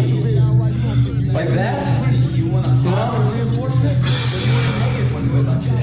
or like that? How do you want people to see you? That's your prerogative. Like that? This comes off, the sweat. Or like that? How do you want people to see you? Replaced by that. Like that? This comes off, the sweat part out it. Because once you have this, you got this too. You scare shit out of people. You will know that you have the ability to do at least one thing right in your life. And they're willing to bet you can do something else right too. They give you the opportunity. And you take your trained talent and you marry it to the person you do something else right too. Last step success. Once you have it all, your trained talent, you give it back. And you marry it to someone else. You do something else right too. Climb his way. Last step success. That's it. Once you have it all, Here's the fact. All of you have extraordinary capabilities. All of you. You have to decide if you're willing to do the things to put you in that category. Do you actually want to do this or not? Because if you actually want to do it, what's going to stop you? Nothing. And if you don't really want to do it, do you actually want to do this? What's going to stop you? Just about anything that comes up. Your excuses will take everything that you ever wanted. Really want to do it? If you let them. Let's go try and accomplish something that's hard. You may win, you may lose, you may succeed, you may fail. I'll tell you what, you'll be better if you let them. Let's go try and accomplish. If you avoid those things that are hard, you may lose. If you don't accept that challenge, I'll tell you if you don't, you'll be better. Step up and step into that cold water. If you avoid those things that are hard, just get up. If you don't move towards that challenge, whatever that challenge is, step up and you're gonna fail. Cold water, and you're gonna fail, and you're gonna fail, and you're gonna fail towards that challenge, whatever that challenge is. You're gonna win, and you're gonna fail. So the goal was to be the first one to dress. So I set my alarm. I make sure I'm up by sunrise. I get out of bed. I put on my gear and I head downstairs. But when I get there, Kobe's already there. By sunrise, I get out of bed. With ice pack on my gear and I head downstairs, drenched in sweat. But when I get there, now it took me a minute to figure it out. But this guy wasn't only awake before me. He had already worked out. He had just played in the finals days earlier. Meanwhile, I'd been off for months and I was still exhausted. What he had done that morning was incomprehensible to me. That dedication he had only days after falling short of an NBA championship. That morning was incomprehensible. That taught me something I've never forgotten. Legends aren't defined by their success. They're defined by how they bounce back from their failures. And if you're not strong mentally and you have no willpower, you're going to continue falling back in this hole versus the man that sits back and if you're not stronger mentally. This is why I cuss. This is what is in me. This is what it took for me to be me versus the man that sits. Sorry, it didn't take her. Hey, okay, we're going to do this today. No, this is what is in me. This is what it took for me. This is real, dude. This is real. It didn't take. And every day, I'm step back. I'm step back. I'm step back. I'm step back. Real. So this is what I'm gonna tell your boy. This is real. This is exactly what I tell them. Every day you wake up, you're going to probably be set back the first 4 weeks before you lose to significant weight because of the mind's going to be with you the whole time. There's no dopamine. There's no dopamine in there at 200 pounds. You got nothing. Your hormones are shot the whole time. You have to envision something that is more powerful than you. You got nothing. Something has to get you out of bed. And you have to create anything that has to be false. Because you're not it. You're a bad piece of shit. That's the reality. So you have to create has to be false. A false reality. To live that piece of just to get the reality to work on yourself. That's the reality. A false reality. You obviously don't want it bad enough. I became obsessed with being the baddest that God ever created. Am I that? I don't care. I believe it. And I was trying to tell him, once you become obsessed with something, obsessed, it's okay to be unbalanced for a while. It's okay. Don't be all this stuff people say. You gotta be balanced. To be the best in the world at what you do. It's talking about being a Navy SEAL, people. The best at what you do, you have to be unbalanced to find every bit of energy and strength that you have to pull it off. The best at what you do. Then you get balanced once you become great. How much harder will you work in this offseason now to get back to the championship? Then you get balanced once you become great. Push myself to exhaustion. I became the most obsessed person on the planet Earth. And I was basically, I had to invent a guy that didn't exist. I had to invent a guy that can take any pain, any suffering, any kind of judgment. I had to be called whatever the fuck in the world and be able to stand up and say, go God yourself. I had to build this callous mind, and I built it through suffering. I built it through downright and just crushing myself. If it was raining outside 3 o'clock in the morning, if it was snowing, and I built it through suffering. The first instinct is don't go out there and do shit downright. My instinct was, if it got rain outside, go out there. Anything that was fucking horrible in my life that I would go out there and do normally say no, that was inhumane to most people, I had to go do it. It's easy to give up. It's the easiest thing in the world to do. All right, man, I'm done. I ain't going. I ain't gonna keep going. I don't feel like going to work. It's easy. It's very easy. But what's hard is going, yo, yesterday I got nothing from working as hard as I could. Nothing happened from that. I'm going to do the same thing again today, but I'm going to try to go hard. That's the hardest thing in the world. To get up every day and give 100% and be in the same position that you were each day, but mentally know that you're trying and trying and trying. That's a real grind. Maybe I should just quit and go back to making noodles. That's a real Quit. Don't quit. Noodles. Maybe I should just don't noodle. You are too concerned with what was and what will be. It's a saying. Yesterday is history. Tomorrow is a mystery. But today is a gift. That is why it is called the present. We are so worried about what other people think about us. You know, it's like, oh my gosh, what if they think I'm crazy? What if they think I'm over obsessive or competitive? And what if this is like, you're too much? This is just not healthy for you to be thinking this way, right? What if they think I'm crazy? How did you get your mindset into this alter ego to be comfortable being you're too much? Black Mamba, like how did that happen? It's a good separation for me, you know, emotionally, to be able to put myself in a place where at practice, when I'm training during games, I switch my mind to something else, to be able to switch my mode into something else. It's go time when I'm training during games. Right? So that was my mental switch. It's like an actor getting ready for a film. You gotta put yourself in that cage. When you're in that cage, you are that character. And then when you leave there, it's something completely different. But when I'm in that cage, bro, don't touch me, don't talk to me. If you want to be great, you want to be the baddest motherfucker ever at what you do, you're going to be misunderstood by everybody. Because you're going to be so fucking obsessed and so driven to get there. That's what it takes. It takes every second of your fucking life. Anybody says balance, Yeah, balance is important for a lot of people. It is. But if you want to go to that edge where people do not like you, don't understand you, question everything you do, you've arrived. When you are misunderstood to the point where people think you're psycho, you're nuts, and you're this and that, why are you in the gym at 1 o'clock in the morning? You just got to doing an op for people 13, 14 hours after Ranger School, man, at the gym. What's wrong? You will never understand what is wrong with me. And when you get to the point where all you want to do is be successful, as bad as you want to breathe, then you'll be successful. And I'm here to tell you, number one, that most of you say you want to be successful, but you don't want it bad. You just kind of want it. You don't want it bad and then you want to party. You don't want it as much as you want to be cool. Most of you don't want success as much as you want to sleep. Some of you love sleep more than you love success. And I'm here to tell you today, if you're going to be successful, you gotta be willing to give up sleep. You gotta be willing to work off the 3 hours of sleep, 2 hours. If you really want to be successful, some days you will have to stay up 3 days in a row. Because if you go to sleep, you might miss the opportunity to be successful. That's how bad you gotta work. You said before about how you build up self-esteem and confidence and stuff, and there's this quote from one of my friends, Alex Hormozy, that says, you don't become confident by shouting affirmations in the mirror, but by having a stack of undeniable proof that you are who you say you are. Outwork your self-doubt. I love that phrase, uncommon amongst uncommon men.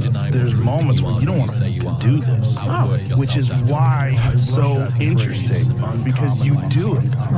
You do it without any reservation. You just go through it. So, but you always talk about, I don't want to do this, but you always do it.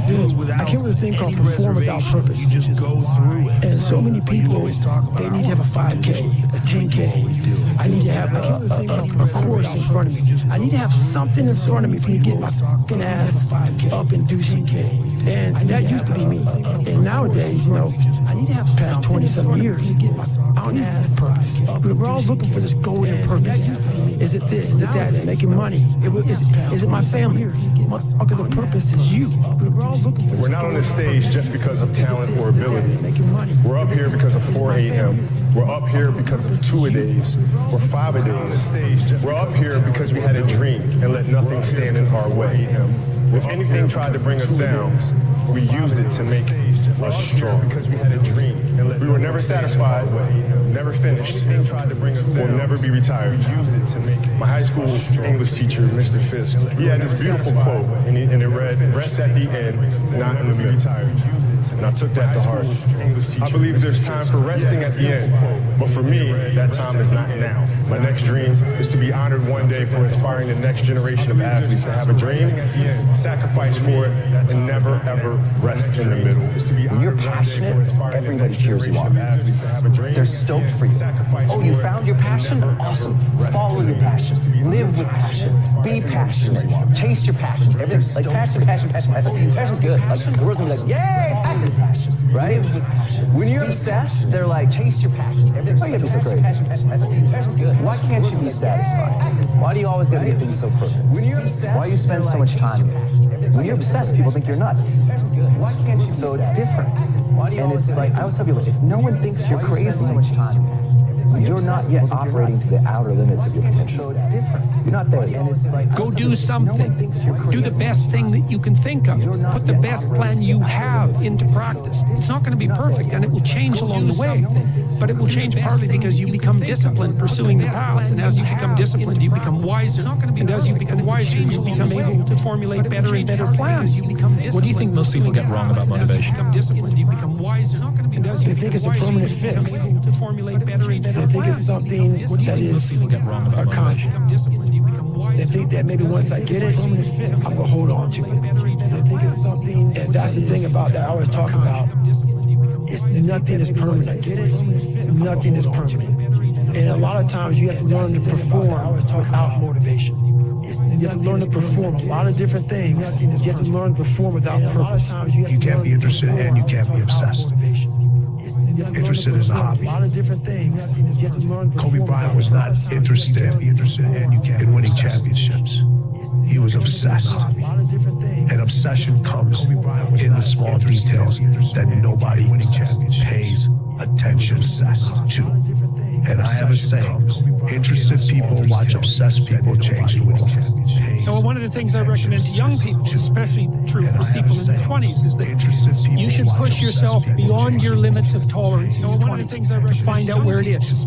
How much can you work? How disciplined can you become? Like, can you work 12 hours a day? Can you work 8 hours a day? Can you work 3 hours a day? Like, flat out. Where's your limit? How disciplined? How much work can you do and how much socialization? You should find out. Push yourself past and then back off to that point where it's optimally sustainable. It's good to think about that as a goal. It's like you're trying to discover what your limitations are when you're in your 20s, so that you can hit that edge, so that you can sustain yourself across the decades. And so, yeah, because you don't want to have too much fun, so that you can, right? Too much fun takes you out, so that you don't want to be the oldest guy at the disco. And so, yeah, it's not fun being the 40-year-old at the singles bar. Precisely. So you want to make sure that what you're doing is age appropriate, and you want to push yourself in every direction you can, but you should be doing that with an aim in mind. So trying to make yourself be a better and more competent person. And so some discipline along with the fun is a good idea. It's either you have it or you don't. That sounds like excuses to me. I mean, you got to figure it out, right? If you really have an obsession to figure it out, you will figure it out, right? And every puzzle is constructed excuses to me. Right? AI's situation when he came into the league was different than mine. Mike's situation in Chicago was different, right? Everybody has a different puzzle, man. You just got to figure out your own puzzle. It's interesting to think about like the sliding doors of like if you Charlotte, if you stay Charlotte, or if you know what I mean. Hey man, listen. The better you get, the easier it gets. See, right now the phase you in is called growing pains. And what you don't even realize is that the game is trying to test you right now, trying to see how bad you want it. You think the game gonna reward people who can handle hardship and adversity? No, that's not how it works. The grind ain't meant to be easy. That's why you're gonna appreciate it so much when you get through it. But I remember we were playing against the Lakers. You know, like I always try to outwork people, right? That's just how I made my mark. So the game was at 7. You know what? I'm gonna come to this game. So because we're playing this week, the Lakers are Kobe and Shaq, right? That's how I made my mark. Championship Lakers. You know, I'm gonna get there at 3 o'clock. So I want to make sure I make 400 made shots before I go back into the room, and then I say this on and I get ready for the game. So get in the car, get to the gym, get there, and as I'm walking onto the court, who do I see? I see Kobe Bryant. So already working out. Get to the gym, get there, and as I'm walking onto the court, who do I see? And so I put my sneakers on, and you ever get lost in what you do, where you end up like, wait, it's been an hour and a half. I'm here, I'm in it. So once I set my foot across that line, I started working out, and so I worked out for a good hour and a half. And when I came off, after I was done, I sat down, and of course I still heard the ball bouncing. And I looked down like, for a good hour and a half working out. And when I came off, he was working out, like, it looks like he was in a dead sweat when I got there. And he's still going. And it's not like his moves are nonchalant, lazy. He's doing like game moves, you know? I sit there and I unlace my shoes. I'm like, oh, let's see how long this goes. So right there, watch. 25 minutes. And he got done. You know, okay. I sit enough, go play, you know, shoes, and come back. Get in the sauna, get ready for the game. 25, 40 minutes. Okay. And after the game is over, I'm like, I have to ask this guy. I have to understand why he works like that. So after the game, I'm like, hey, Cole, like, why were you in the gym for so long? It's like, because I saw you come in. So I wanted you to know that it doesn't matter how hard you work, that I'm willing to work harder to come in. Wow. Consistency, man. That's the name of the game, bro. Don't get much simpler than that. If you keep going every single day and don't stop, your competition will fall off, bro. They ain't cut like you, bro. They ain't ready for prime time. They ain't trying to really get right. They take days off, this day off, that day off. They lazy. I'm tired. No. Grind every day, one foot in front of the other, bro. And I promise you, I'm gonna be laughing at these folks, bro. Give it a year. Watch what happens. Grind every day, one foot in front of the other, bro. The bike got easier. I was able to run more. I went from like 1 mile. 1 mile is a great accomplishment. 2 miles, and then from 2 to 3 was a big one. Then I went from 3 to 6. And then 1 mile, like they have a warning order that they give people to get ready for buds. And the whole thing was running 6 miles 5 days a week. And that was my goal. And so I just kept. I failed. I go back to scratch. I used some positive motivation. I have like one day where I was like, can defeat it. But I started realizing this is part of the process. This is part of the journey. I had to realize this is part of my process. started just saying, like I used to, I'm just not good enough. I started realizing this. If I'm not good enough, we always say that. I'm just not good enough. Let me try something else. I'm gonna make myself good enough. I used to, and that became my mentality. I'm gonna make myself good enough. And so I misunderstood a lot, but that's all it came down to. I made myself good enough. And the days I couldn't run that far, the next week, but I would do 2 a days. So I made myself on the running. If I ran a quarter of a mile, I couldn't run that far. I waited a couple hours, it haunt me, bother me. I try to run a half mile next time. Same day. You can do more than this. If I had to walk, I had to walk. It just became just a process of grinding and grinding. And grinding is not even a good word for it. It's not even a good word for it. And it just came just going further and further. And then when I got through running and going to the bike, I go to the pool. If I got tired somewhere, my legs were tired, I go to the gym and I developed this crazy workout where I was doing volume, like if I got 200-300 reps of like very lightweight. People always say, how come you don't have any like loose skin? My workout routine in the gym became sick. I gave everything. I gave everything to who I am, and that's why people always, I don't believe that. Don't believe it. I gave everything. When you give everything, man, you have no regret. And that's why people didn't understand me. People don't understand me now. I don't give up. Don't believe it. I know exactly what I was doing. I'm not crazy. I'm not this and that. People try to title me and label me. No, I had something to fucking do. There's so many people that have the ability and just refuse to get off that couch. Refuse to study a few more hours. Refuse to go deeper, to go further. And that's what I gained the advantage. It's so easy to be great nowadays, my friend, because most people are weak. You know, you're out running on a track, working out, and you start talking to yourself, so man, my knee is really swollen. Maybe I'm doing too much. Maybe I need to back off. You know, man, my lungs are burning. Maybe I can just slow down here. I'll do like an extra 2 sets tomorrow. You know, it'll be okay. Right, that sort of stuff. Yes. Like that stuff stays down here. And that's you just gotta say, you know what? I'm not negotiating this. It'll be okay. The deal was already made. The deal was made. When I set out at the beginning of the summer, it said, this is the training plan I'm doing. I signed that contract with myself. I'm doing it. You know, throughout that process, you'll start talking to yourself like, man, I think I need to sign that contract with myself. Nope. You know, throughout the process, you'll start talking to yourself like, man, I think you have to learn to train your mind well beyond motivation. If you have motivation, that's great. That's some kindling to the fire.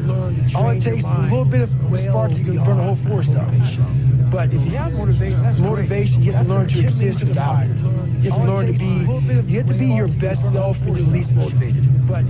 My philosophy is, why be normal when you can be the best? I don't want to be normal.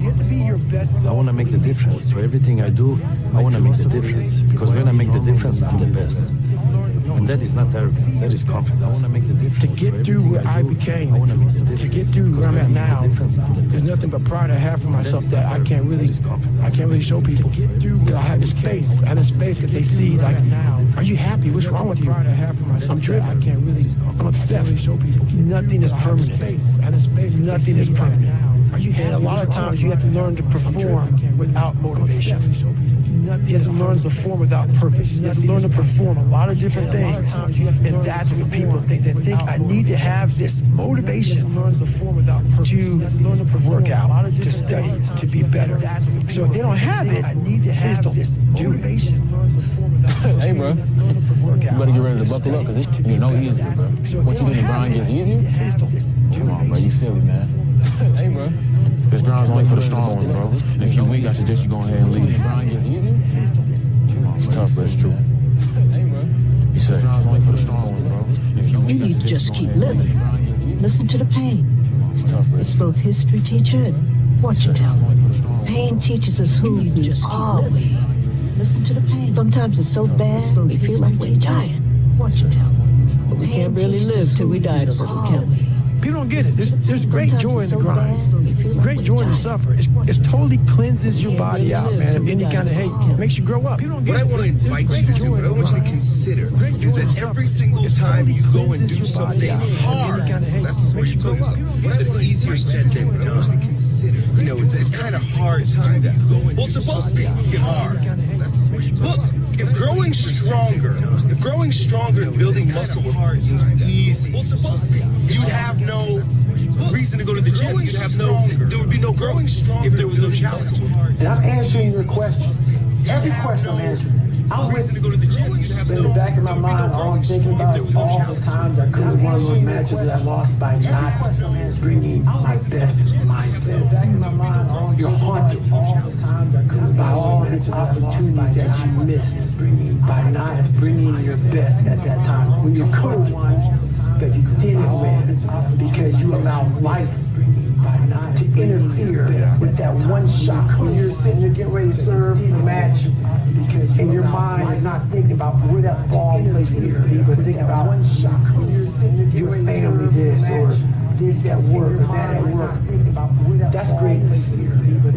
Greatness is your recall on every single shot that you missed throughout a 20-some-year career. Every shot, you can go back and say, I was here. This person was in the red shirt there. Greatness is being so aware of the time and say, I was here, of life. In the second that went by, and you can recall like it was yesterday. Greatness is being able to go back there, not making that same mistake again, and being haunted like it was yesterday. There really are only two macro level motivators that we have in life, and that's pleasure and pain. I want people to understand is, okay, so if nature only gave you two things to motivate you, pleasure and pain, why would you eliminate half of them? And so most people think that life is about avoiding the pain. I'm here to tell you right now, in a very controlled fashion, it is about really experiencing the pain, learning from it. Pain plus reflection equals progress. Failure has been achieved, thanks God.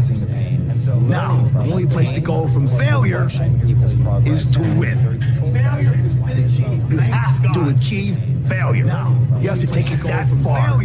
Nobody wants to go that far. It's too scary. But you know something? I got news for you. That's where winning is. It always has been. The one thing I would tell them is, and I would tell them to get it tattooed on your arm, like, and it would say it's supposed to be one thing. I think finding uncomfortable moments and embracing uncomfortable moments are one of the most important things a person can do in terms of understanding themselves and understanding how they think.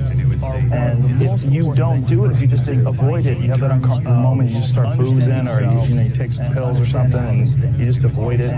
You're never going to figure out what was going on in the first place that led you down that weird road, where now you find yourself crying in the fetal position on your bathroom floor. Like, what? How'd you get there? Like, are you looking at it, or are you just going to take a scream to me the other night? Hey, Will, I want to be an actor, man. I want to be an actor just like you. You know, usually people say stuff to me like that. I'm like, yeah, man, you do this, give them an encouraging word. But I was just sitting here thinking, and it dawned on me, 99% of people that say stuff like that are not willing to do what it takes to make their dreams come true. The Marines have a saying, everybody wants to go to heaven, but nobody wants to die. And that's just real. At the center of bringing any dream into fruition is self-discipline. You know, something as simple as food and eating. It's not about your body as much as it is about your mind. It's getting command of your mind to be able to choose actions that are in your own best interest. Every day, we are choosing to be not in our own best interest.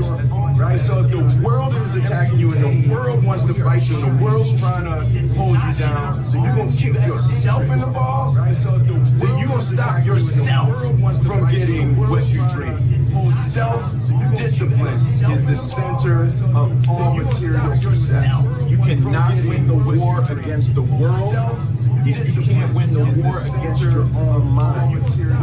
Do you think discipline in and of itself is the root, or do Do you think discipline within the framework of a direction? You had the business, you had the vision of who you wanted to be, were pointed towards that, and discipline got you there. If somebody's not pointed anywhere, you had the vision of who you wanted to be, would you give them different advice towards that, and discipline got you there? I think I would. I think that if someone has zero plan, zero future planned out and ahead of them, they don't need to just implement discipline into their life. They don't need to go out and run 10K a day, zero for 70 days, or train twice and drink this. They don't need to just do this. I think they need to take the first little step, whether that's trying to figure out what it is that you want to do. What are you actually good at? Everyone's good at something, right? If you can leverage that one thing, trying to figure out what become your life, eventually everyone's good at success. And I'm sure, I'm sure everyone can be successful in what they do. I don't know what the timelines are on that. It could be, I'm sure, 10 years, you can have 1 year. Everyone can see success. Like singers blow up after 6 months of singing. But you'll see a business person like me blow up after 12 years. Or you'll see a businessman that sells cars and it'll take him 35 years. There's no timeline for it. It's just about taking that first step. Whether that first step is a business owner that sells cars and it'll take him 35 years. There's going for a timeline for it. It's just about taking that like step. Whatever that thing is, just give it a go. Just try it. See if you can stack it up. If you enjoy it, keep going at it. It needs motivation to practice. You don't need motivation. It's great if it arrives. It's some extra fuel on the fire. It needs motivation, but discipline is the thing that you need. What would you tomorrow want each day to do? It's you tomorrow would want you to on the fire. That promises, but discipline is the thing. There has to be something. This is what I'm talking about now, because this isn't a hack. This has to be in you. There has to be something in you has to wake up. And usually the only person that can wake it up is you. Sometimes you can read a David Goggins book because I was all this and then a lot more. And usually the only person that can wake it up is you. But if you don't have a little strength, just barely, you're done. I can't light it for you. A little strength. And that's just the harsh reality of this life that I want to get across so fucking bad. You can watch me, you can watch you, you can watch Rogan and Cameron Haynes, all these motherfuckers. You can go to Tony Robbins' bullshit. All this shit. Do all this. You can watch you, you can watch Rogan. If you can keep going back and keep spending money and spending money and spending money with no results, you can wonder, wow, maybe let me go try out David Goggins. He ain't gonna help you. You have to explore, examine the insides of yourself. And what do you really want out of life? Your friend, a lot of people out here just don't want it. So guess what? Have fun with your life. Your friend, it's a lot easier to sit around and make a list of what you're going to do in the future. Have fun with your life. What's easier? It's easier to take out a pen and a piece of paper and write things down. And so people will substitute that action for the action that will actually change them and make them better and move them closer to that version of who they know they can become. So let's just change them. Just be careful. Be careful of getting caught in the planning phase of who you can become. Be careful of that planning phase, because the planning phase should be about 3 seconds long. And there's time to come. Be careful of that planning phase, because the planning phase. Make your move before you're ready. I'll tell you where big dreams go to die. They go to the planning voice before you're ready. Preparing myself. And it's the biggest con job we work on ourselves. There are so many bones of big dreams in the graveyard where people, there's always going to be a set of reasons to wait in the graveyard where people, when you want to achieve the highest goal of all time, you are going to have to learn how to get your ass kicked all the way up that damn mountain. If I want to be way up here, it's going to take a bunch of small, micro failures along the way. But you have to understand that that is part of the process. It's going to take a bunch of small. The reality is when you do things that are easy in life, you don't value them as much. When you do things that are difficult and that require you to dig really deep, then you value them more. It's easy to quit. It's easier to try something that's already been done before. It's harder when you don't know what the end result will be. It's harder when you face the uphill challenge and you deal with it. It's easier face it head on. It's where you build confidence in yourself. That's where you build your own self-esteem. You know, things are given to you. You never have a sense of how difficult it is to actually earn it. That's where you regret hurts more than discipline. Because when you're disciplined and you act on the things that you're supposed to do, regret hurts more than discipline. You won't ever have to look back and say, dang, woulda, coulda, shoulda. The things that you're supposed to do it now so you don't have to do it later. You won't ever have to look back and say, dang. The most powerful voice you'll ever hear is the one inside your own head. Do it now. Because that voice is often fueled by fear and insecurity. Your mind can remind you of the past. It can criticize you and make you question your self-worth. But you can change that. Don't be afraid to question the stories you create in your head. Focus on what you want, and you'll start to see opportunities where obstacles once were. You get up in the morning, what are you going to do today? I'm going to win today. Focus on what you want. Well, just by saying it, you're going to win today. You ain't going to win today. It's a jungle out there.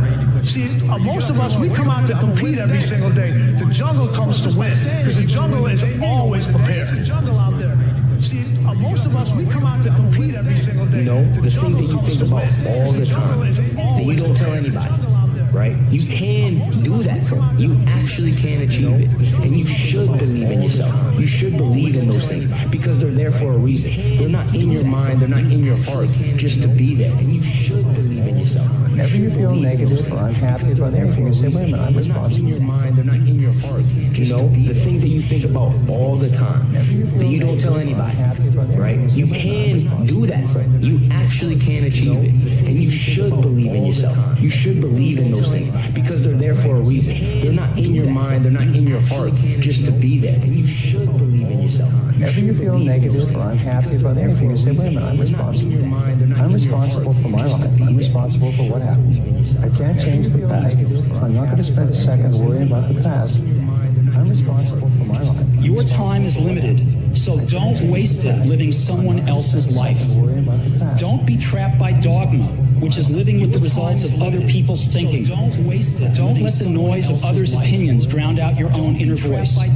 And most important, have the courage to follow your heart and intuition. They somehow already know what you truly want to become. Everything else is secondary. They somehow already know your biggest enemy is you. People don't understand it's you against you. The only person that gets in your way is you. Nobody else. Your biggest enemy is you. Feeling stuck is a signal that you've stopped growing. And when most people feel stuck, they don't understand that it's tied to a fundamental need for growth. We believe it's an existential crisis and with all of our lives. For most human beings, what actually will get you feeling like you're not stuck is having something in the future that you're looking forward to. Learning anything gets you back in touch with a fundamental need. It makes you start to feel like things are moving, and from that place of feeling a little bit more empowered, you'll be able to make better decisions about what and from big things need to change in your life. By feeling a little bit more empowered. Your current situation is not your final destination. There's more to your life. And I know right now it's hard for you to believe that, but I need you to believe it. Your current situation is not like everything you're currently facing. And I know right now it's building you for something great. I need you to. You're more than your struggles. You're more than your pain. Everything. I know you feel like nobody understands you. Nobody gets you. I know you feel alone and isolated. Something great. So I want to tell you, I'm proud of you for not giving up.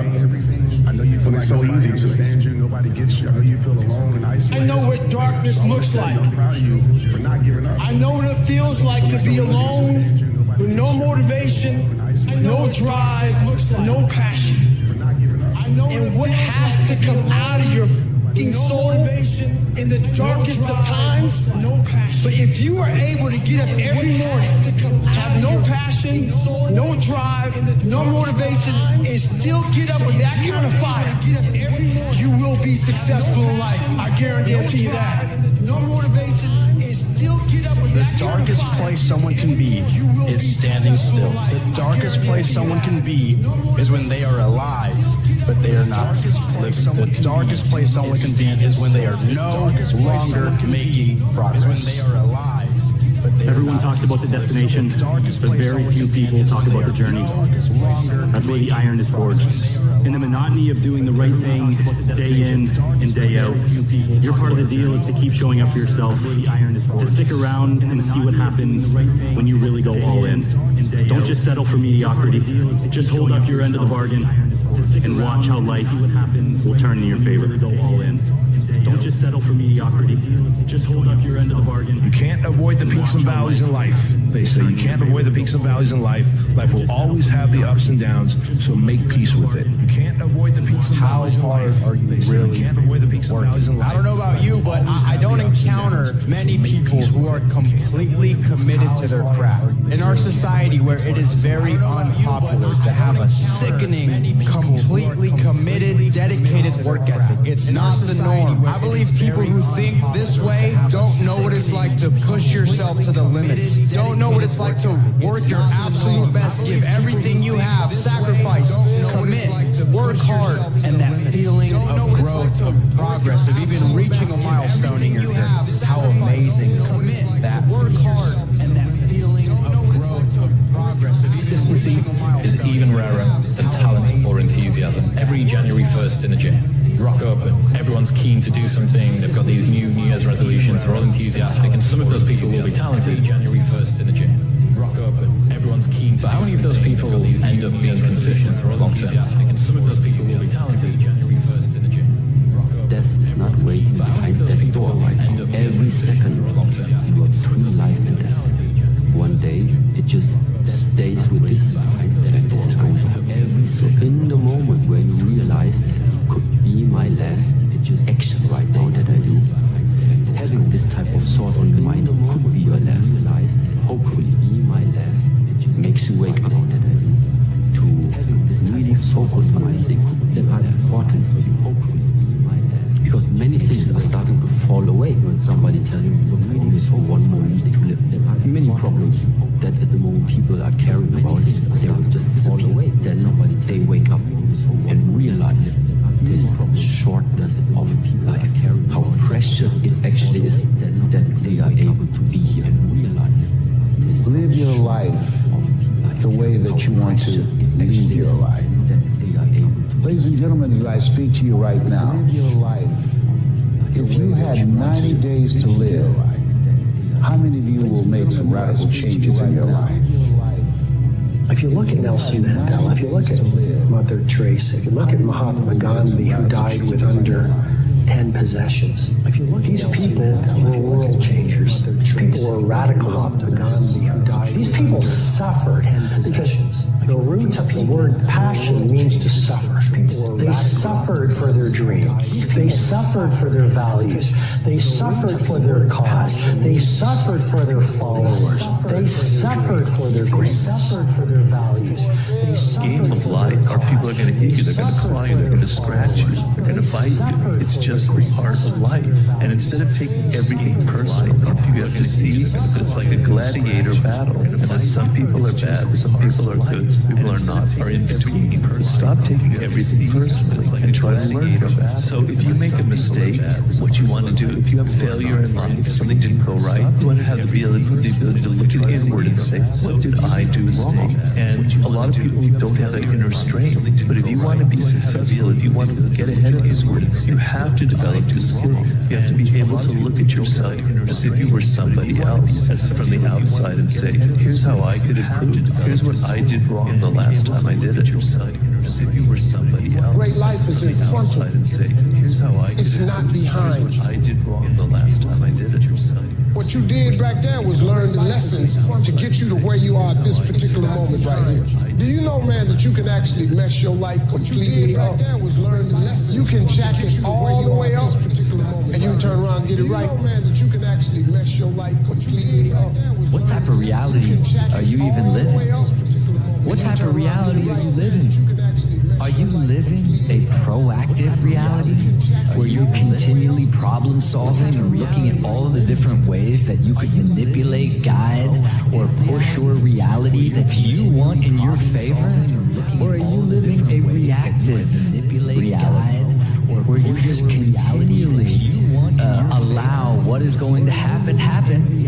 Well, I can can tell you right now, if you live in a reactive reality, you need to stop. Because if you really want to live the life of your dreams, you have got to start living a proactive reality. If you really want to live the life of your dreams. So if you're in the woods and you don't know where to go, start walking. You got to start walking because the perspective's not going to change. If you're in the woods, you have to start moving forward. You have to start taking steps in order to improve your vision, improve your perspective, change your perspective, make some kind of progress. And worst case scenario, you figure out that you walked the wrong direction. Okay, now you can walk in the other direction. And that's going to be fine.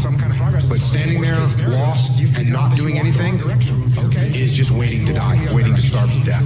That's going to be fine. Don't let that happen. Standing there lost and not doing anything. Everything that you are, everything that you're becoming is a resilient path of growth. On that path is a launch. That's where you take off. That's where you find out what you're really made of. It's not about waiting until the end and one day you'll go after it. Make today day one. Today is the day that I decided I wanted to be great, so I'm going to do it. I decided I wanted to go after my goals, after my dreams. That's the mindset that you have to have. Because today is the day you were given birth. Go after my goals, after my dreams. I'm here with a purpose and live on purpose. Not off of your resume of where you've been, but on the direction and understanding of where you're going. There's a call. It's time for you to answer it. But on the direction and understanding. Taking responsibility doesn't mean you blame yourself. It means you become accountable for everything that happened. Because it's the only way to improve. Taking responsibility it's the only way to see real progress. If you're constantly blaming something else for your circumstances, it means you're giving up the opportunity to be in control. It might not be your fault, but it's your job to make the most of every situation. It means you're doing the best with what you have. So do it. Take responsibility for all of it to make the most of it, because that's when things start to get good with what you have. So do it. Take responsibility for all of it. You know, there comes a day, man. Everyone's going to have this day. There comes a day where being average, being mediocre is just sickening to you. It's just sickening. It makes you want to throw up. Because you've seen people with far less talent than you. As you're growing up with them, they're childhood buddies, whatever else. They didn't have what you had. Yet now they become something that you had. There comes that day. It's either when you're young, you know, and it strikes you on the baseball field because you're sick of striking out, or it's when you get fired from your fifth job. You know, when your white young kids are on your ass because you don't know how to sports anymore. There comes a day where push comes to shove. Where being mediocre, being like average just burns and sucks so much. You can't deal with it one more day. And you get off your ass and you create something that's always been there. It's always been inside of you trying to come out.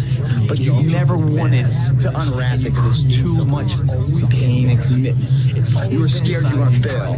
You were scared if you started, you never finish it. You didn't want to tell anyone about it. You knew it was there, but you never wanted to embark on it. Until something hits. You get fired or somebody else gets success, remind you of what you could have been.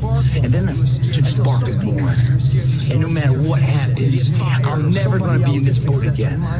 And you get up and you go, even if it gets knocked in, you just keep going, you're a wild man. And life has never been so certain. It's time to unwrap the potential you need. It's within you. It's within every single one of us. And the people that have risen to that level were no different than any one of us. It's just they believed it and they're willing to work with us, eat ass off to get it. It wasn't about the potential. It wasn't about the genetics. It wasn't about the perseverance. And it wasn't about being the hardest worker in the potential. That's what got them there. And it didn't happen overnight. I'm not talented. It wasn't about being. It was life and death. Either you live or you die. Which one do you want, Tom? That was the decision. And the perfect life is in the gym. I'm not talented. But if you want something bad enough, either you live or you die. If you want something bad enough, you can't let anybody tell you you can't do something. If you want something bad enough, if you want something bad enough, you can't let anybody tell you can't do something, not even yourself. Do something. A lot of days I'm like, oh, you can't do this. If you want something bullshit, let me show you. I would have arguments with myself. I could do it. A lot of days doubted me. I doubted myself sometimes. So bullshit. You know what? I would have arguments with myself. Down. I could do it. Nobody remembers that. I doubted myself. Arnold wasn't the glorified winner as he was in the first 70 through 75. He got up. Nobody remembers that. He became a famous film. Wasn't the glorified winner as he was in the first. He became governor through 75. He kept getting up. He got up. I saw Trump do the same thing. I saw a lot of these guys I admired in business do it. He became governor. And he kept getting up. That's what it takes. To do anything successfully in life, I admired in business, do it. You've got to want it as bad as you want to breathe. That's what it takes. To do anything, if you want it that bad in life, if you're willing to give it that much, you get a big piece of what you want. And life, and dreams do come true.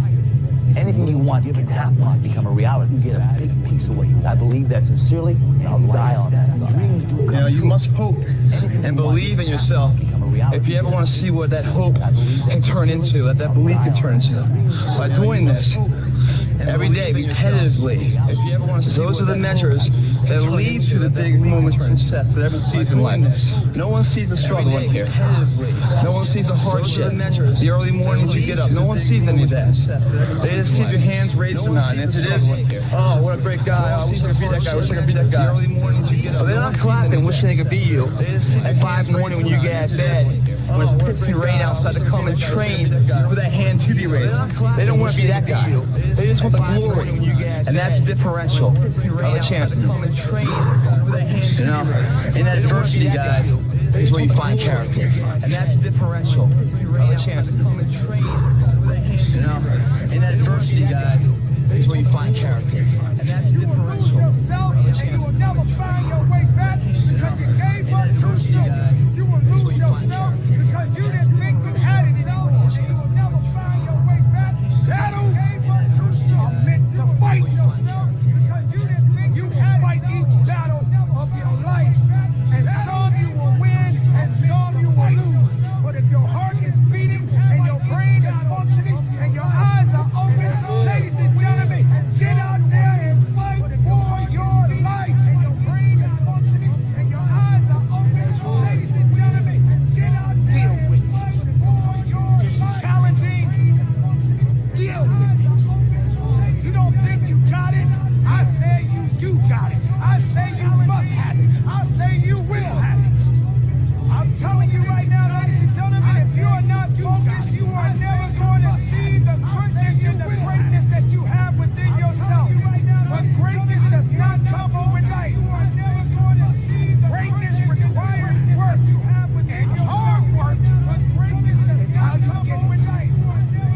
There's no time for being lazy. There's no time to say I'm sorry. There's no time to say I can't go any further. When you truly want to adapt, there's no time to say every situation requires some kind of attitude that you can endure it. Attitude adjustments are necessary.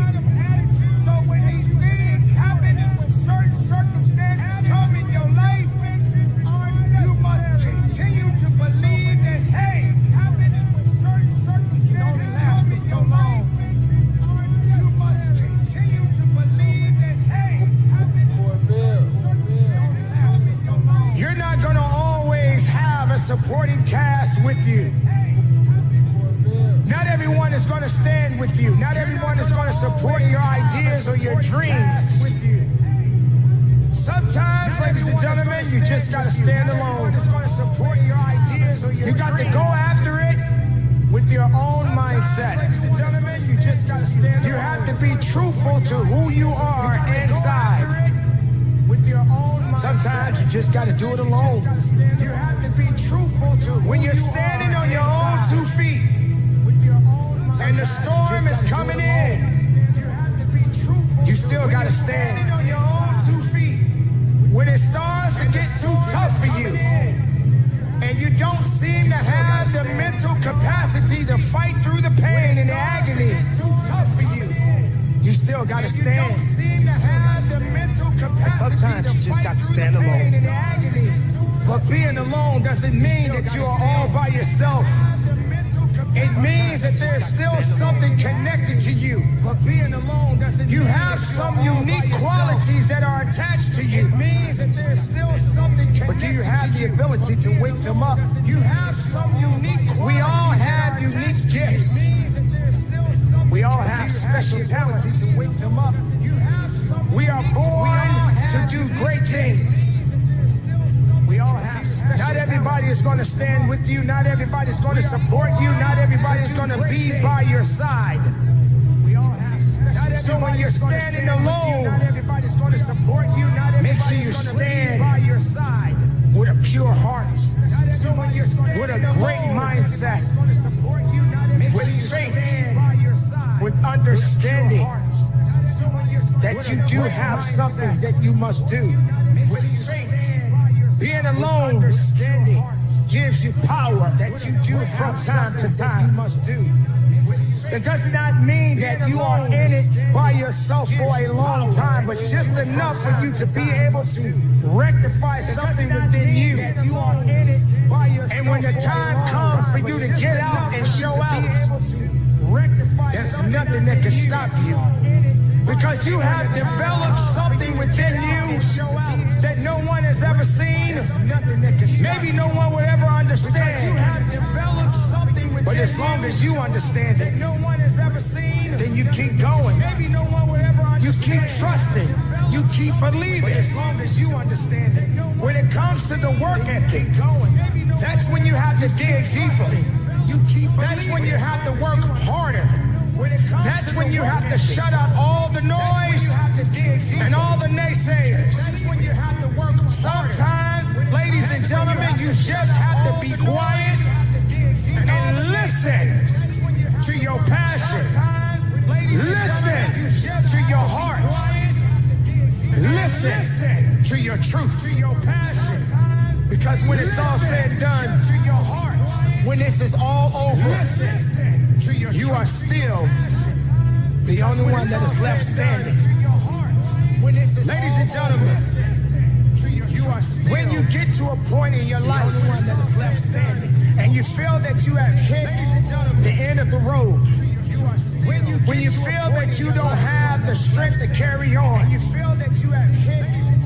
then you have to find another source of power and strength. Wherever your mind is right now, then you have to find. If it's not building you up, if it's not making you better, if it's not making you stronger, wherever your mind is right now, you have to disconnect it. If it's not building you up, if it's not learn to walk alone sometimes. Learn to be strong when you need to be strong. Learn to understand that not everybody will be with you. Stop looking for other people to lift you up when you are down. Remember, many people in the world got just as many problems as you do, if not more. Not everybody cares about your problems. Not everybody wants to hear your problems. Sometimes you just gotta say, you know what? It's up to me now. I have to be the one to take the steps. I have to be the one that makes the mistakes. I have to be the one that may fail from time to time. But I mustn't never give up. When everyone else wants to quit, I will stand. When everyone looks down on me, I will stand. When everyone thinks that I don't have what it takes, I will stand. I will stand as long as I can, but I will not bow down. I will not give up. I will do my work. I will make everything count each and every day of my life. For my life is in my hands, and I must be willing to do what I must do to get where I need to be in my life. I refuse to say that I don't have it. I refuse refuse to say that I can't do it. I refuse to say that can't matters to me. I refuse to say that I Ladies and gentlemen, what does can't have to do with you? Have you ever got to a point in your life where you looked at something you just said, I can't do it? Well, guess what, ladies and gentlemen? You will never do it because you believe in not getting it done. You believe that can't matter more to you than you matter to yourself. Just because you felt it couldn't be done.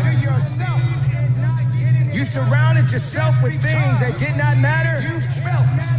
You let other people and other obstacles stand in your way, and you refused to challenge yourself.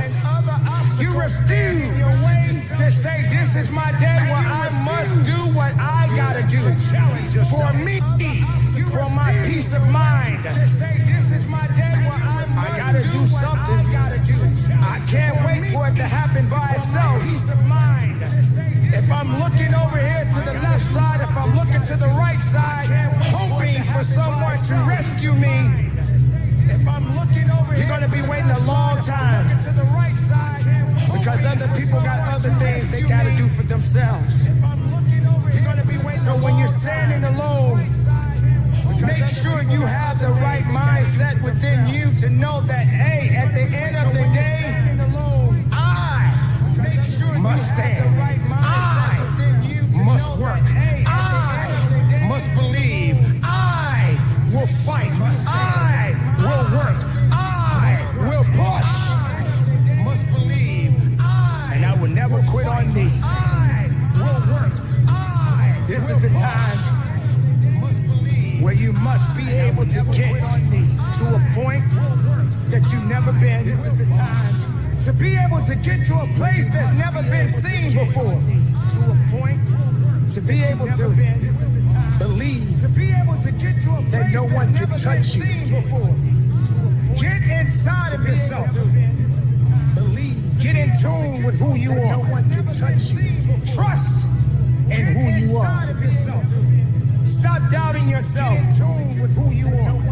If you really want to be the best of yourself, then know that you are the best at what you do because there's no one like you. No one can do the things that you do. No one can stand like you do. No one can take away your power because your power belongs to you. So don't give it up. Don't give it to someone else. Don't let anything or anyone take away your power. Don't let anyone steal your peace of mind.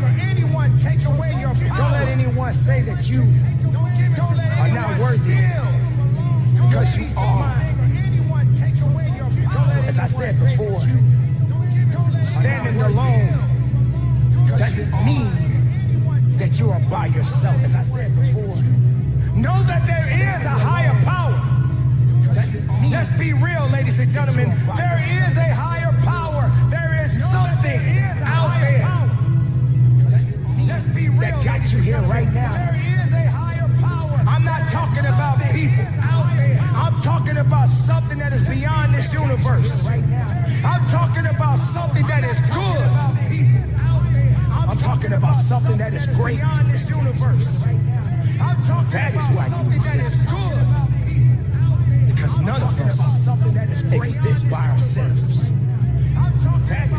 But we have to have the ability to know that we don't need everybody to be somebody. We don't need everybody's approval to be approved. To be somebody, you just gotta know that your work and your mindset and your faith and what you do right now matters. How you pursue your life, how you go further in your life is what you put inside of your mindset and say, I am ready, I must go forward, and if I look back, I'm too distracted to see what's in front of me. must go forward. So the challenges, I'm too distracted. let them come. To see what's in front of Be tested from time to time. You may not always pass the test, ladies and gentlemen, but as long as you are breathing, you will be challenged. You will be tested. But as long as sometimes you gotta just do it alone. You will be tested. So go on about your business. Be the best of yourself. Let not anyone hold you back. Go on about your business. Because this is the day right now that you are above the nonsense. You are above the naysayers. You are above the negativity. You are above. Let it just be you. You are above. If it's just you, then let it be you. But don't you bow down to nothing. Because if it didn't build you up, don't allow it to tear you down. But don't you bow down. Carry on the good fight. Be strong each and every day of your life. And from the bottom of my heart, conduct your business each and every day of your life. And from the one point that all the great teachers all down through history have all agreed on, they've been in complete unanimous agreement on it, we become what we think about. A person who thinks all the time has nothing to think about except thought. But until you start believing in yourself, you could have a life. Don't think you are. Know you are. Until you start believing in yourself, you could have a life. You can see it here, think you can hold it here. Ask for what you want and be prepared to get it. You become what you think about most of the time. Ask for You get what you think about most of the time. what you feel. You attract what you imagine, you create. If you can see it in your mind, visualize it, it must happen.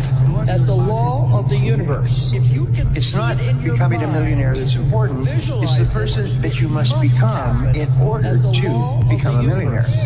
You have to become a completely different person. You have to develop character beyond 99% of the people in the world.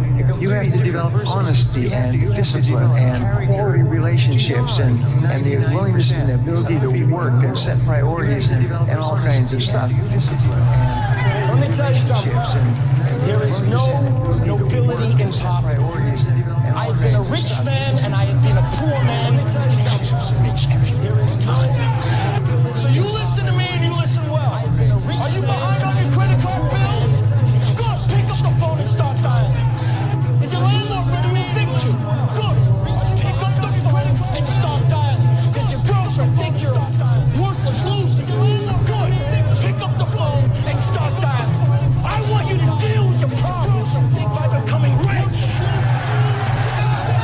Because at least as a rich man, when I have to face my problems, I show up in the back of a limo wearing a $2,000 suit and a $40,000 gold rich man. I have to face my problems. Why don't you set a goal to become a millionaire? And for what it will make of you to achieve it. I wasn't high, wasn't wired, just clean. I knew what I needed to do and how to do it. If you decide that you will be poor, there's nothing I can do. You're gonna be poor. If you decide to be rich today, we're gonna stop. But you will be poor. There's nothing I can do. Create it. If you can visualize it, you can do it. It doesn't matter what it is. That's what Hill said. Anything mind can conceive and believe and can achieve. And I can describe it to you in one short sentence so you can understand. Think and grow rich. Think and grow rich. And I can describe it If to you you in decide one you short want to be sentence so you rich, can understand. all you gotta do is start. We can grow into anything we choose because we built the idea. It becomes the nucleus. It controls our vibration, and that dictates what we attract to us. You gotta create dream boards. You gotta put the new car up on your mirror. Put the weight you want to be on the refrigerator. If you can see it in your mind, you can hold it in your hand. That's the law of attraction. That's what you bring to you. Your mental attitude is important because it acts as a magnet which attracts to you everything, every circumstance which makes you what you are and where you are. What you think and what you believe is what will come true for you. Your thoughts create your life. What you think. It's that simple. And when we can get that, we can make enormous change in life. Think and Grow Rich by Napoleon Hill. The foundation of this is anything the mind can conceive and believe it can achieve. Whatever the mind can conceive and believe, the mind can achieve. Regardless of how many times you may have failed in the past, or how lofty your aims and hopes may be. Whatever you send into the universe sends right back. And when it's coming back, that's your law of attraction. The difference between successful people and non-successful people is here. If you want to be successful, you have to change this. What makes it hard is your lack of belief that it can happen for you. The fact of it is, though, it's very doable. This decision is yours and yours alone. Do the thing, and you'll get the energy to do the thing. Just say, I'm going after it, I'm going to get it, and your present circumstances got nothing to do with where you're going. Get locked into your idea and stay in that vibration regardless of what's happening. When you do that, it will attract to you all things requisite to the fulfillment of that picture, and it will attract it by the harmonious vibration, the law of attraction. If you wish to keep on the beam that leads to success, be sure that you give Cosmic Habit Force a thought pattern based on the things you want most in life, and it will do the rest. What we give out, we give back. And what we believe about ourselves becomes true for us. Our thinking creates our experience. There is a law of thinking like everything else, like all of nature. There is a universal energy or law of mind or subconscious mind, whatever you want to call it. But to me it means the power that is within me and around me transforms my thoughts into experience. Every thought we think and every word we speak is creating our experience. And it's almost as though every time you think a thought or you speak a word, that universal intelligence or energy is listening or responding to what you are thinking or believing or saying. Whatever we choose to believe becomes true for us. I ask not for more riches, but more wisdom with which to make wiser use of the riches you gave me at birth, consisting in the power to control and direct my own mind to whatever ends I desire. Of the riches you gave me at birth, $1 million isn't cool. You know what's cool? To control and direct my own mind to whatever ends I desire. That clip we played there, what was it? 13. I said to my dad, I said, listen, by the time I'm 25 years old, I'm going to be a self-made millionaire. And he laughed at me. And no one laughed at me. This is energy. If you get on the frequency of this song, you can't stop it coming. This is energy. Success is not something you chase. It's something you attract by the person you become. So access as is not something. It's not pretending. It's preparing. We cannot attract anything in our life we feel separate from. We always desire things. We always want things. But when we're in the creative process, we cannot create from the lack of not having it. We have to create from the feeling of having it. The person now who's in that state where they're feeling like the event has already happened, they no longer want it. Because they're feeling the emotion of it. You only look for it when you experience lack. If you feel like it's already happened, you're no longer separate from it. And so feeling that emotion somehow starts to draw things to us. And now we're not having to do anything. Things are starting to come to us. That's the synchronicities. That's the coincidences. That's the opportunities. We're not doing anything. They're coming to us. When you know what you want and you make a committed decision, you are on an exciting trip. When you see yourself as what you want, you put your mind on the frequency that it has to be on, and you're going to attract everything you need, and you'll get it right on schedule. Not when you want it, probably. You'll get it as you need it. You know the only prerequisite of getting what you want? Not when you want it, probably. You'll get it as you need it. You know the only prerequisite. Albert Einstein said that imagination is everything. It's the preview to life's coming attraction. That's what your imagination is. Your imagination is actually very, very real. It's the preview. Everything you ever imagined is real. See, I tell young people like this. First of all, this is how your imagination works. You got to grab this concept. It is impossible for you to think an impossible thought. That is impossible. You can't think something that ain't possible. You ain't that smart. So if it's in your head, you got to ask yourself, how did it get there? That's God showing you a preview of a coming attraction He has for you. The problem with most people is you think your imagination is hocus pocus. It's really not. It's a preview of a coming attraction. If you react to your imagination, that's where your real life is. If you will say before you go to sleep, I believe something wonderful is going to happen to me tomorrow. And if you'll say when you get up in the morning, I believe something wonderful is going to happen to me today. And if all day long you say, I believe something wonderful is going to happen to me, you'll find that if you go to sleep the next night, and try this today, it's a very powerful exercise. It sounds a little bit corny. It's a very powerful exercise. If you'll try it, you'll find that when you go to sleep, you will not be able to think of all the wonderful things that happen to you. You'll just be surprised that your parking spaces will open up and friends will call, get your checks in the mail. Just your life will be a series of really positive, happy experiences. So always expect the best. I believe something wonderful is going to happen to me today, and by the inexorability of a law of nature, it's going to happen to you. I can assure you it happens to thousands and thousands and thousands of our graduates who literally astonish you the effect of this corny little exercise. Now, science says, show me, and I'll believe. Faith says, believe, and I'll show you. Be very clear on what it is that you want. Spend 5 minutes sitting down and visualizing those things being true, and then give gratitude for that. Like, see it, feel it in your body, taste it in your mouth, hear it in your ears. Completely immerse yourself in that for 5 minutes, longer if you can, and then just be so grateful for all of that. Essentially what you're doing is moving your brain from a fear state to a trust state, and that is the gateway to making you so grateful. What you hold in your mind on a consistent basis is exactly what you will experience in your life. Think abundance, feel it, and the universe will mirror it back to you. When your desire is strong enough, you will find the way. The universe will hold the image of your goal with unwavering faith, and the world will then meet your vision. Hold the image of your goal with. If you have a clear picture in your head of something is going to happen, a clear belief in that it will happen no matter what, then nothing can stop it. You know, it is destined to happen. Like attracts like. You have to understand, you are a magnet. Whatever you are, that's what you draw to you. If you're negative, you're going to draw negativity. You're positive, you draw positive. You're a kind person, more people are kind to you. So you're like a magnet. You know, if you see it in your mind, you can hold it in your hand. Our deepest fear is not that we are inadequate. Our deepest fear is that we are powerful beyond measure. It is our light, not our darkness, that most frightens us. Your playing small does not serve the world. There is nothing enlightened about shrinking so that other people won't feel insecure around you.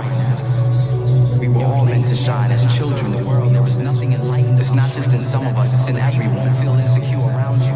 And as we let our own light shine, we unconsciously give other people permission to do the same. As we are liberated from our own fear. And as we let our own light shine, we unconsciously give other people permission to do the same. As we are liberated from our own fear.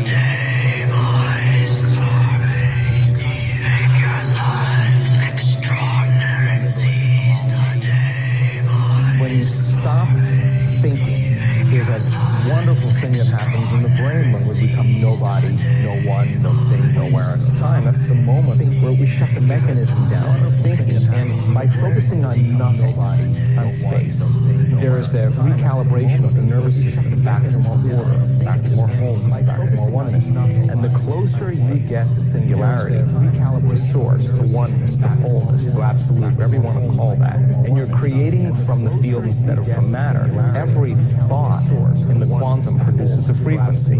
So the thought of your wealth in the quantum should produce the frequency or the feeling of abundance. And if you can experience the feeling of that ahead of the actual event, you're beginning to change information in the field. Keep doing that. Thought objectifies and conditions reality. So you create a thought form, and in time, all of a sudden, you start having these synchronicities and these outcomes in your life. Gosh, it's so sad when somebody's in the right country and they got the wrong times. All of a sudden, you start. Let me give you some examples on philosophy that can get you from $5 an hour to $6 an hour. Here's number one. Wait for the government to change the minimum wage. If you wait long enough, sure enough, the government will change the minimum wage, let's say to $6 now. You say yes, but how long will it take? Answer, I'm sure much longer than you want to wait. Here's number two. Wait for the company to pay you $6. How often is the review? 6 months, 1 year, let's say you don't make it. Second year, say, well, that's a long time to go from 5 to 6. It is a long time. Here's the third philosophy. We call it the philosophy of demand. Using the philosophy of demand, you cannot get rich. I demand $6 or I won't work. Now, if you're by yourself, this is a risky philosophy. If you've got 1,000 people now to take with you to the company and say, all 1,000 of us will not work unless we get $6, now you might have a chance. The philosophy of demand only works by collecting bargains. So you can't get rich by doing it. Here it is, the philosophy of performance. I will perform so well that the company would easily be justified in paying you $6. These are philosophies. Your income is determined primarily by your philosophy.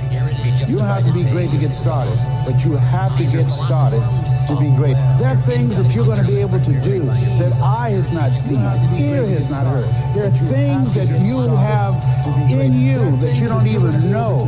But until you get outside of your comfort zone, you will never discover it. You have something special. You have greatness within you. But in order to manifest your greatness, you've got to put yourself in a perpetual state of discomfort.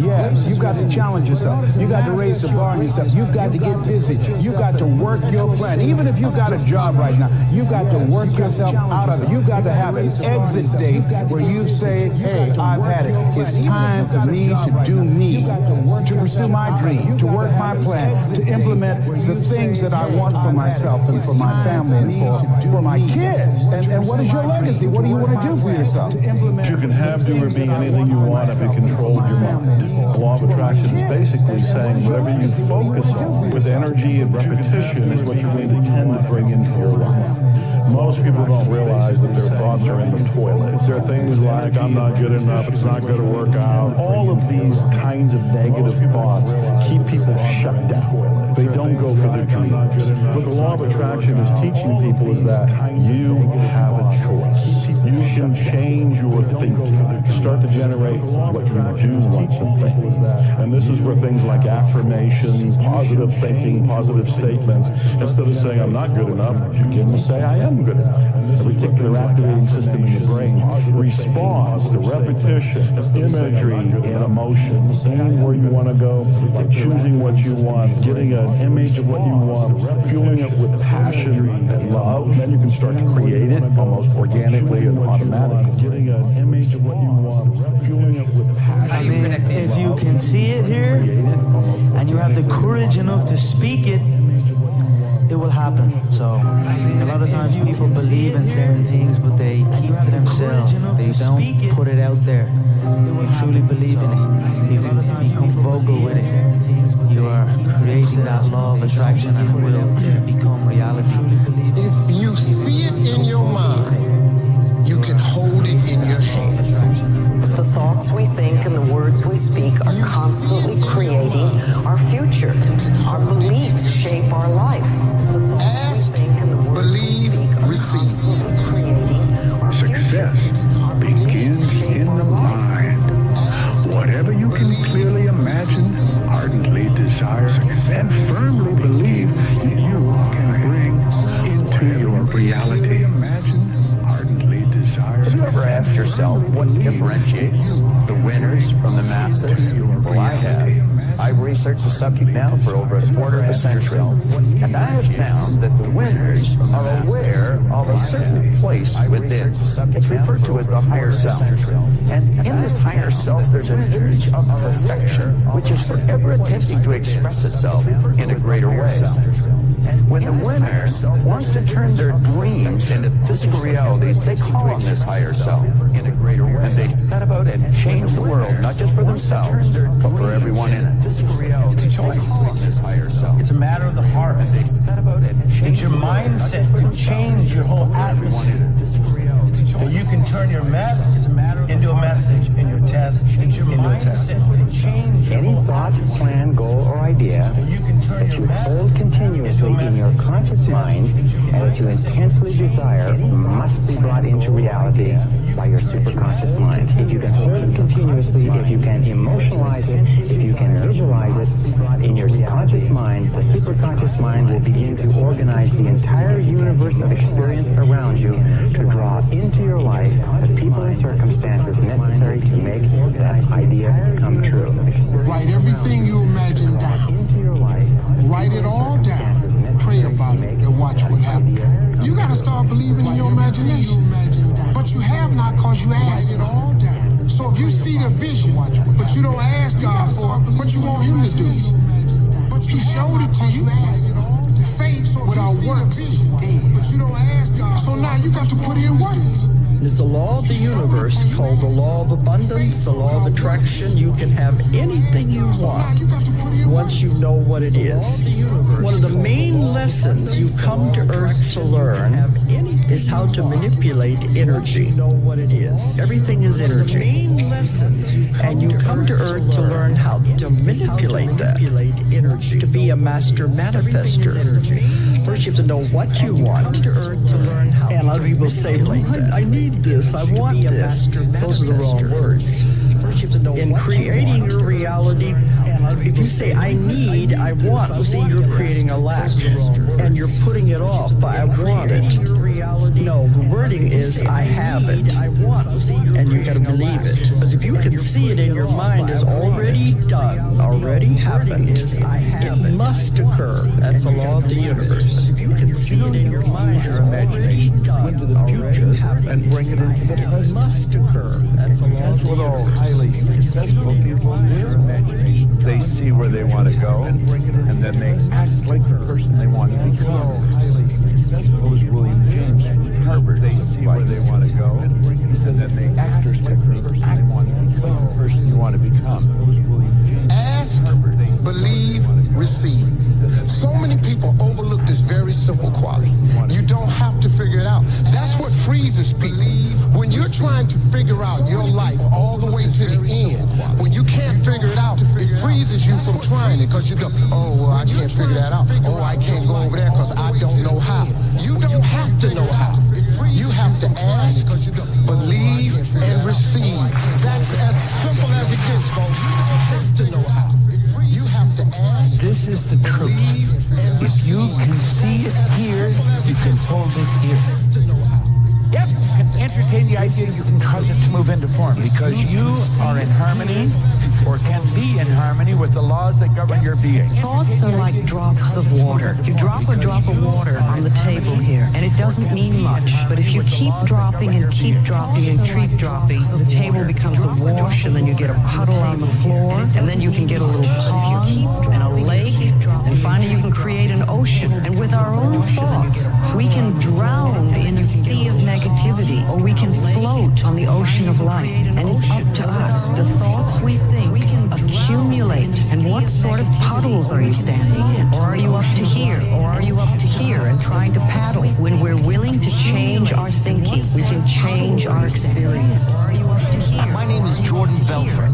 That's right. I'm a former member of the middle class, raised by two accountants in a tiny apartment in Bayside, Queens. The year I turned 26 as the head of my own brokerage firm, I made $49 million. All the experts agree that in each of us, there are deep reservoirs of ability. Even genius that we habitually fail to use. In your perception, there are deep reservoirs of ability. memory, intuition, reason, and imagination. These marvelous memories, intuition. We can take our imagination and build an image in our mind of how we want to live. Block out what's going now. Don't let your present results have anything to do with this. Just what you want going now.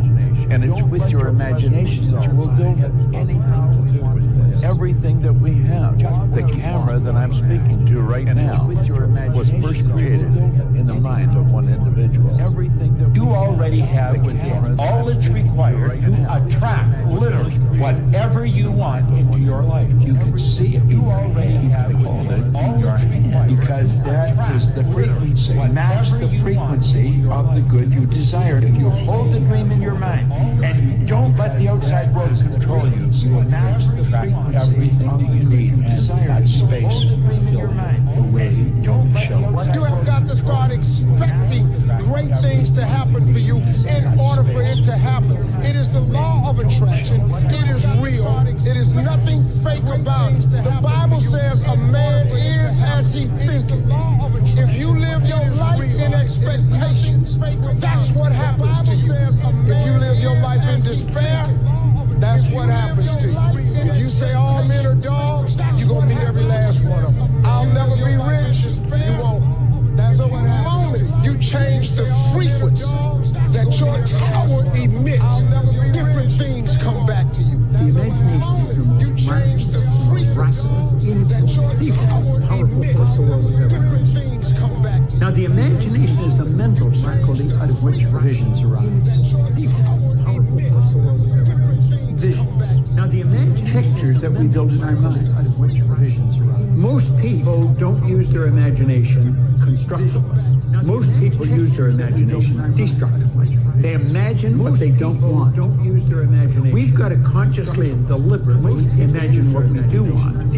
If we will take and sit down with a pen and ask ourselves, what do I really want? And write it down. And then make a written description of it in the present tense. Writing causes thinking. Thinking creates an image. And you get these images going, you're building a vision in your mind. Writing causes thinking. It's the visionaries that change the world. You get these images going, think of it. The fact that I can sit and look into this camera. It's the visionaries that and you can sit and look at me on your phone. Or on your TV. Or on your laptop. And you can sit and look at me on your phone. That was the result of the phone. The most important thing in the world is what you believe about yourself. That's the most important thing. Your entire experience is fabricated out of what you believe about yourself. You know, I used to get down on my knees and pray all those nice little Sunday school prayers for years, trying to get a God in the sky to do something for me. And I didn't get very much until I learned that God wasn't working for me from up in the sky, but God is working for me from within my very own mind. And the verse of scripture brings this out. Be you transformed how? By the renewing of your mind. And the verse of scripture brings the estimates by the experts in this field are that most of us are using somewhere around 5% of our real potential. Some experts say as little as 1% are using somewhere. If you talk all the time, 5% of our you never hear what anybody else has to say. And therefore all you'll have to talk about is your own conversation. You never hear what the same is true for people who think all the time. That means when I use the word think, talking to yourself.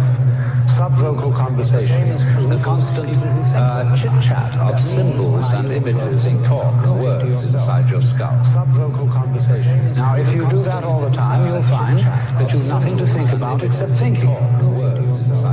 Just as you have to stop talking to hear what others have to say, you have to stop thinking to find out what life is about. And the moment you stop thinking what others have to say, you become into immediate contact with what Korzybski called so delightfully the unspeakable world. The most ordinary sight contact with what Korzybski called so delightfully the texture of shadows on the floor in front of you. The most ordinary sight contact with You're going to realize it one day. That happiness was never about your job or your degree or being in a relationship. Happiness was never about following in the footsteps of all of those who came before you. It was never about being like the others. One day you're going to see it. That happiness was always about the discovery. It was never about being like the others. The listening to your heart and following it wherever it chose to go. Happiness was always about being kinder to yourself. It was always about embracing the person you were becoming. One day you will understand that happiness was always about learning how to live with yourself. That your happiness was never in the hands of others. One day you will realize that true happiness comes from within. And no external factors can define it. It was always about you. True happiness comes. It was always about you. That everything in your outer life has a mental equivalent in your inner life. Anything that you want to see different in your outer life, you must first provide the mental equivalent internally. And the law of attraction says that anything that you keep holding your mind on a continuing basis, you draw to you. That your dominant thought sets up a force field of energy that draws into your life the people and circumstances that you need. I mention that because of this, many people say, well, how will I get a better job or a better relationship? How will I find the information I need or get the education and so on? You don't have to worry about it. All you have to do is get it crystal clear in your mind and you trigger into and get into the flow of these universal mental laws, and everything that you need will be brought to you exactly as you need it, exactly when you need it, and exactly in the form that you need it. The law of attraction says this. It says that whatever you think about, focus on, fantasize about, worry about, talk about, attend to, watch on TV, listen to on the radio, you're going to create more of in your life, especially those things you feel intense feelings about. So when you're talking about how bad it is, and you're not feeling good about it, and you're really upset about it, and you're down in the bar, talking about how terrible life is, what I call the Ain't It Awful Club. People go there after work to the Ain't It Awful Club and complain about how miserable their life is. And when you do that, what happens is you actually create more of that because you're sending out a vibration. And that vibration is your thoughts and your feelings that are the result of those thoughts. And so we have to become conscious of our thoughts. We have to become conscious of our feelings. We have to become deliberate thinkers, deliberate creators.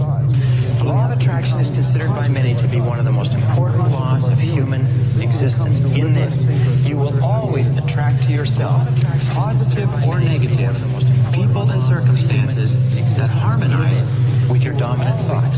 That whatever you're thinking on a continuing basis, you're attracting into your life. You're drawing it into your life like a magnet. That's why it's so important that you keep your thoughts on what you want, keep your thoughts on what you desire, and keep your thoughts off of what you don't want. And by the way, as you advance and develop and become more proficient and more sharp with these methods, the law of attraction will work faster for you and with greater accuracy. Everything you want is already out there, waiting for you to ask. And here's the truth. Everything you want also wants you. But it's not enough to just wish for it. You've got to align with it. Believe that it's possible. Feel it like it's already yours. And then take action. The universe wants you to succeed. It's not holding anything back. It's waiting for you to believe, to move, to become the version of yourself who already has everything you're asking for. Now, the law of attraction simply says that you are a living magnet. You are a living magnet. Now, the law of attraction and that you inevitably attract into your life the people and circumstances that are in harmony with your dominant thoughts. In the universe, we know that all of energy is in a state of vibration.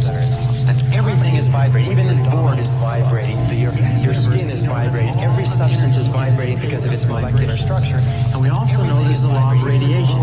That everything is vibrating outward. Every process of entry. And we find that whatever you are thinking, your thoughts are also a form of energy that is vibrating and radiating out from you and that travels at the speed of light so that you can affect people and circumstances at great distances. That is vibrating and radiating. You keep telling yourself what you know, but what do you believe? So, you keep telling yourself do you want to take a leap of faith or be become an old man. Filled with regret, waiting to die out. The only person you are destined to become is the person you decide to be. Being nervous is important, you know. It's a quote that I love. I say it all the time, you know, there's nothing wrong with having butterflies as long as you can get them to fly in formation. We live in a field of infinite possibilities. Choose the possibility you want to live in. I will choose a timeline of a life that I want to live. Choose the strange thing about faith and fear.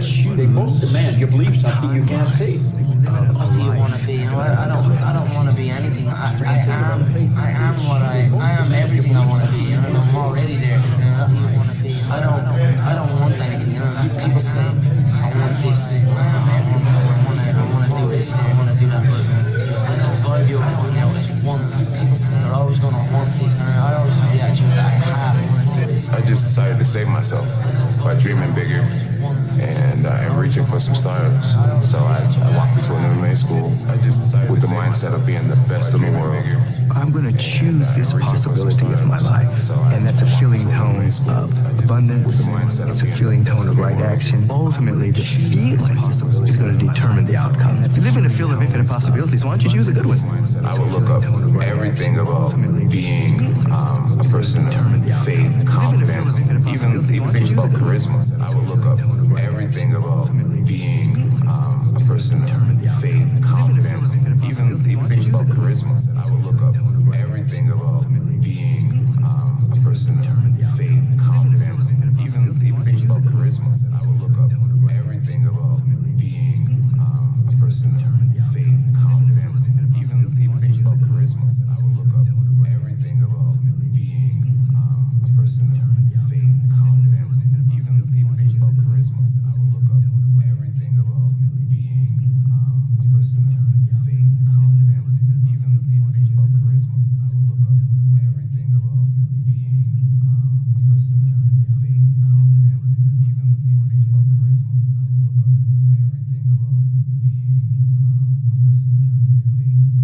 everything about being